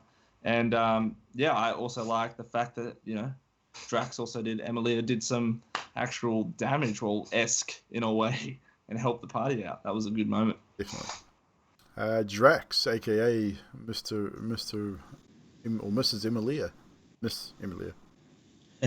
Not So Mrs. the thing yet. about that is she has actually healed before. She has. But Fairy Fire is the first thing she's actually cast that It's not a healing spell or a cantrip. Hasn't been a cantrip or healing spell, even if it did fail. Hey, the thought was there. I mean, I tried. Exactly. As for best bits, Zadriel flying, well, that was pretty cool. I like that. Adok running the fuck away. That cracked me up. Shoot and run, shoot and run. That cracked me up as much as packed your hags and left. The description of whoever set the hag on fire, and the DM's description of the hag dying. I love that. But you did really well with that. Both you did. Appreciate that. I try. And lastly, if you've got nothing else. Yeah, that's all. Mr. Karnos, aka Orbazum. Yeah, I mean, the definite standout for me was, I was going to mention Emilia as well. Just two things, that even just moving the dirt from under the hag was something different, like pulling the rug out from underneath. I thought was a good use of that, and then the old blindfold glasses dirt. That's funny too. Zadriel drinking one of my canteens to make me wake up, I thought was odd. Uneven, definitely. Pretty funny. And my top favourite bit, it's hard to choose because I got a couple here. I also liked Skathis backhand to Adok, and then Adok telling him not hit him. But my top favourite bit is Iknera, Scorching Ray from Adok. Definitely. Using an actual term to cast a spell, I think it's really... Yeah. I can never remember those types of things to say at those times, but Karnos is frozen. We will wait for him to come back. He's frozen in time. Hag came back and cast the freeze spell. I think he just fell asleep. Looks like it. He's eating another pastry. And he's back. I was just going to ask Cameron if was it actually Goblin? It is now. I don't know. Yeah, it is now. You just made it up? Yeah. Well, Ichni is from The Witcher. Oh, is it? And Ra is from Skyrim. I just thought you might have looked up some Goblin language and checked it out, but it sounded good anyway. So it sounded cool. But that's it for me. Goblinese. Goblinese. Hey, it's canon. It's Goblinese. It's what Adok says. But yeah, for me as DM, again, just the roleplay in general from everybody tonight. Skathis actually talking a little bit more, but not only that, Trashy just, again, getting involved in the roleplay, even though he's not really saying a whole lot, reaching out and backhanding Adok for getting in the face of a kid. Definitely something I think Skathis would do as a character based on your backstory and how you developed your character. Zadriel's use of her wings and still trying to hide it from everybody else so people don't know what she is or who she is at this point. So for all intents and purposes, the rest of the group still believes she's human. She looks human. They know she's a paladin, but they don't know anything else. So I think that's kind of cool, the fact she's trying to keep that part of her character still hidden from the group at this point. After all, you've only been together coming up 6 days, less than a week. So that is kind of cool to see that coming through. Again, the cantrip use, mold earth, shape water, all that sort of stuff. I mean, mold earth, removing earth from under the hag's foot. It definitely would have shortened her movement speed. I don't know if it would have been difficult terrain per se, but the idea was definitely there. It would have reduced her movement speed by at least 5 feet, having to step up and out of it to move forward. But the obscuring the vision using mold earth, I thought was the probably standout point for me overall, because I've never even thought about using something like that in all the years I've been playing D&D. and D&D 5e with the druid aspect of it and the mold earth and things like that. I never even once thought, hey, let's take some dirt out of the ground and put it on the face of the creature we're fighting so they cannot see us. I mean, that I think was pretty cool. But as I said, overall role play from everybody is amazing, and descriptions of things that you want to do. I mean, as far as me describing death and stuff, I do my best in that to make it sound as gross as possible, especially in that sort of situation. Because we are theory of the mind, we obviously try and do things a little bit more descriptively, and it's kind of cool. And I think we're all doing a pretty okay job at this point. I mean, I think I can do better with some of the descriptions. I stumble a little bit, but don't we all? I mean, it's kind of, we're all on camera. It's a little bit nerve-wracking, so. It's tricky on the fly too, you know. Oh, it is, when you sort of come up with it sort of in the moment and you're not sure, especially if you can't plan how something's going to die. I mean, you never know who's going to strike the killing blow. So you sort of got to come up with it on the spot. But, yeah, so another great session from everyone tonight. Thank you, guys. We are going to raid as normal. We're going to choose someone that is streaming D&D as well. Preferably someone with a low view count. Or lower view count. We normally stream raid like Dreaded GM or Tainted Filth. Doesn't look like any of those guys are on tonight, actually. Sheriff Dan showed up on my thingy. He's got 9 people. Sheriff Dan? Well, he's got 12 people. Yeah, have we rated him before? I feel think like that sounds we familiar. have. Yeah, we have. Same as tabletop. Knights Yes. is live too. There's a I don't think I'm Captain. following Sheriff Dan. I don't know why I'm not. Sheriff Dan. Sheriff Dan. Can you chuck the link into the Skype, please? Yeah. Because I don't see him in my list, and I was pretty sure I followed him last time we raided him too. Yeah, the only thing is.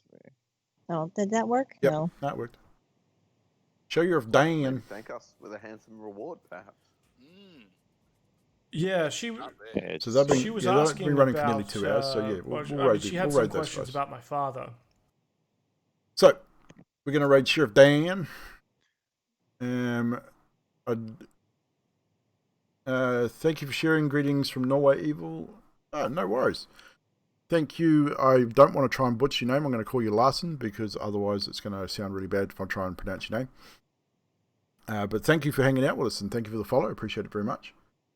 Glad you enjoyed the show. As I say, we're here every Wednesday night, 7:30 p.m. New Zealand time, and every Sunday night, 7:30 p.m. New Zealand Standard Time for D&D. And I say check the schedule for my other streams. We're doing some gaming streams as well. Main focus is still on the D&D, however. So, Sheriff Dan is our target this evening. We'll start the raid. And we will say good evening to everybody. And we will see you. I will be back tomorrow morning, 10 a.m. New Zealand time, for some Assassin's Creed Valhalla. And then tomorrow night, 8 p.m. New Zealand time, for some Modern Warfare, Call of Duty Modern Warfare Plunder. Until then, rock on. See you later. Bye-bye.